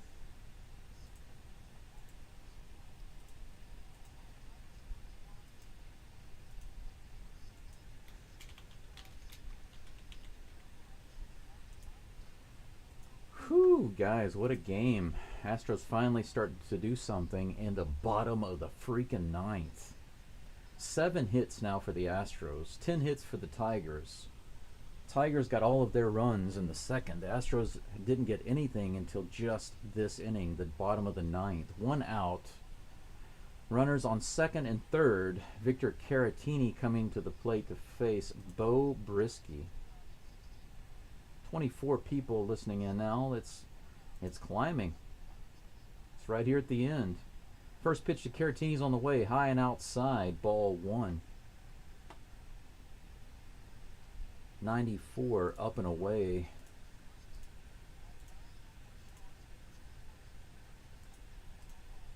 Here comes the 1-0 pitch to Caratini. Swing and a miss. 88 miles an hour on the outside edge. Come on, Batman. Big hit right here. Big hit. Caratini calls timeout. Steps out of the box. I guess he wants to check his tool belt to see what he has that he can use. Everybody on their feet in Minute Maid Park. Here comes a 1-1 pitch. 97 in the low part of the zone. Strike 2. Just took that one. That could have been a good one.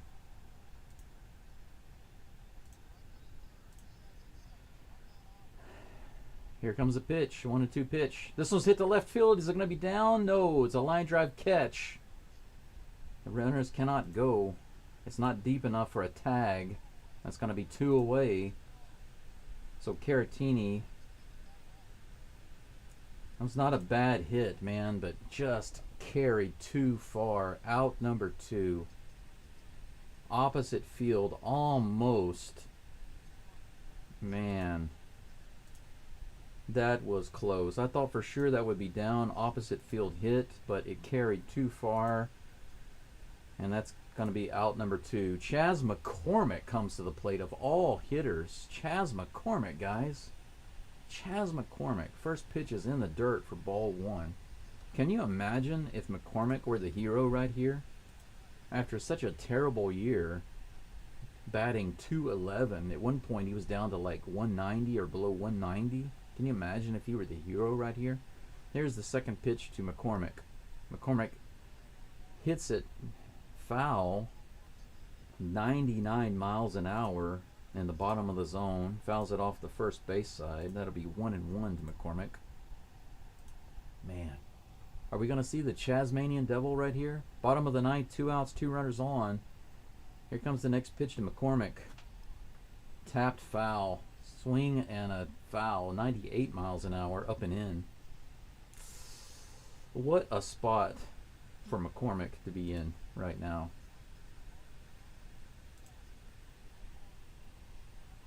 Man, out of all the players that could be up right now, it's Chas McCormick. Astros down by 2, 2 runners on, 2 outs, 1-2 to McCormick. Here's the pitch. 100 miles an hour and fouled off into the crowd.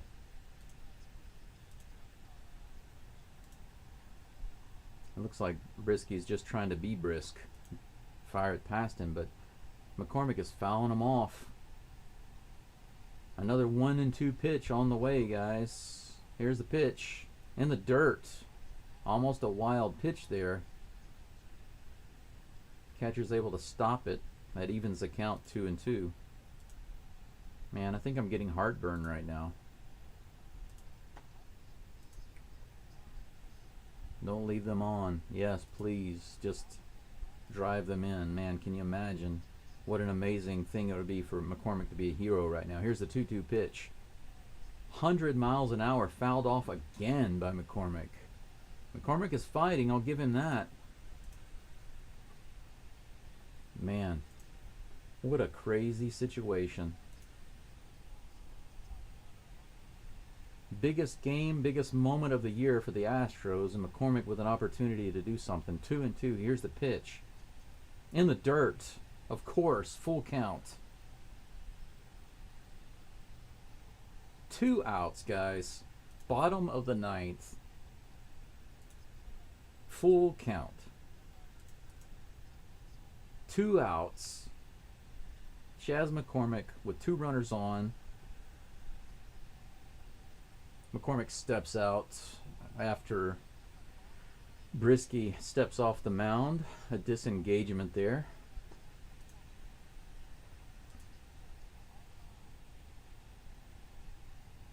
Here comes a pitch in the dirt. Ball 4.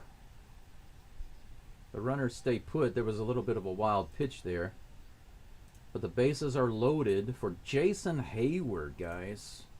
McCormick doesn't get another pitch to hit. He has a great at-bat, just fouls everything off.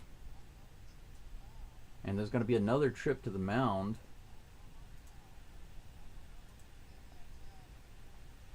By the Tigers pitching coach. Jason Hayward, a recent late addition to the Astros from the Dodgers earlier this season.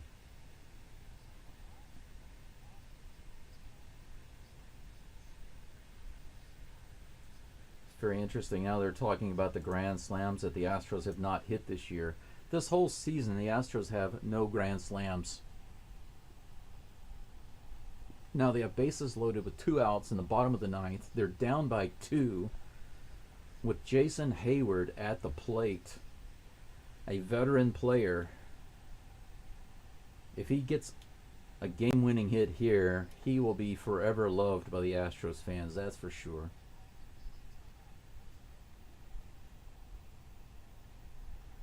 Man, they were really dragging this out. Whew, here's the first pitch from Brisky to Hayward. In the dirt, ball one.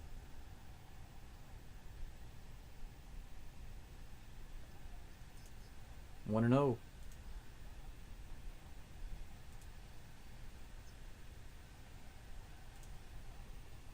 One ball, no strikes to Jason Hayward. Here's the next pitch. Fouled back, 98. Right in the zone. Didn't get the meat of the bat on it. Strike one. The count is even, 1-1.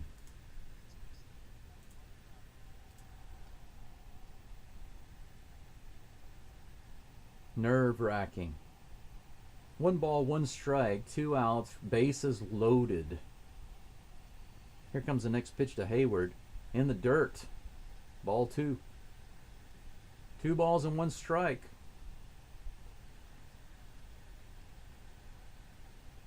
If Hayward is able to get on or walk, Altuve is due up. But let's see if Hayward can do it here. Here's the pitch.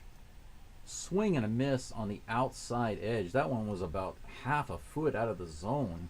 Strike 2. The count is even again, 2-2. Man. It looks like it's going to be it. Astros don't do it. Line drive straight to the first baseman. He handles it, out number 3. That's it for the Astros. They don't do it. There was a nice drive by Hayward there at the end, but it was caught by the first baseman. The Astros comeback bid is shut down in the 9th inning. All they do is come up with one big disappointing loss for the Astros today. 3-1. I'm really sorry to say that the Astros didn't pull it out. I was expecting them to have a big hit right there and tie this game at the least, but they gave it their all. But once again, stranding base runners, guys. I'm tired of saying it. Stranding base runners. But the good silver lining to this is that the Astros relievers did their job today. Ah, man. Yeah, I think I have a headache now. Heartburn and a headache. The Astros now have to win 2 games in a row to take this series. So there's not much to say. I'll give you the quick summary of the game. Framber Valdez broke down in the 2nd inning, and that was all the runs that the Tigers needed. Rogers singled, scored Perez 1-0. Sweeney came up, singled, scored Meadows 2-0. Verlin came up, singled, scored Rogers 3-0. All in the 2nd inning. Astros couldn't get many hits until later in the game, and didn't score a run until the 9th when Diaz singled to right, scoring DeCenzo after Jordan's leadoff double. Astros started to come alive, but once again stranded runners like crazy in the 9th inning and couldn't come back. So despite a bases loaded situation. Now Chas McCormick had 2 runners on and he walked. And then Hayward came up with bases loaded and couldn't do anything. So the Astros continue to strand their base runners. And that's it for today's game. I'm done with today's game. I'm beyond it now. Forget it. Let's take a look at tomorrow's game. I just want to give you guys a quick preview of who's up. As of right now, it looks like as far as pitching matchup,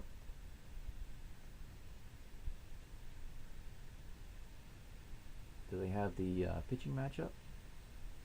Where's it at? Do they not have the pitching matchup yet? I don't see it. And it looks like Kansas City's beating Baltimore 1-0 in the 7th. Holy cow. That's interesting. The Mets and the Brewers are in the 1st.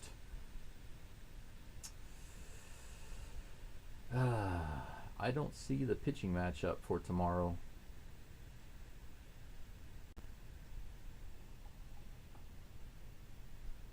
So I don't know who's going to be on the mound tomorrow, but I would guess it would be maybe Kikuchi. We'll see. Either him or Hunter Brown, possibly. We'll see. But yeah, the line, I think we lock in tomorrow. We do our best.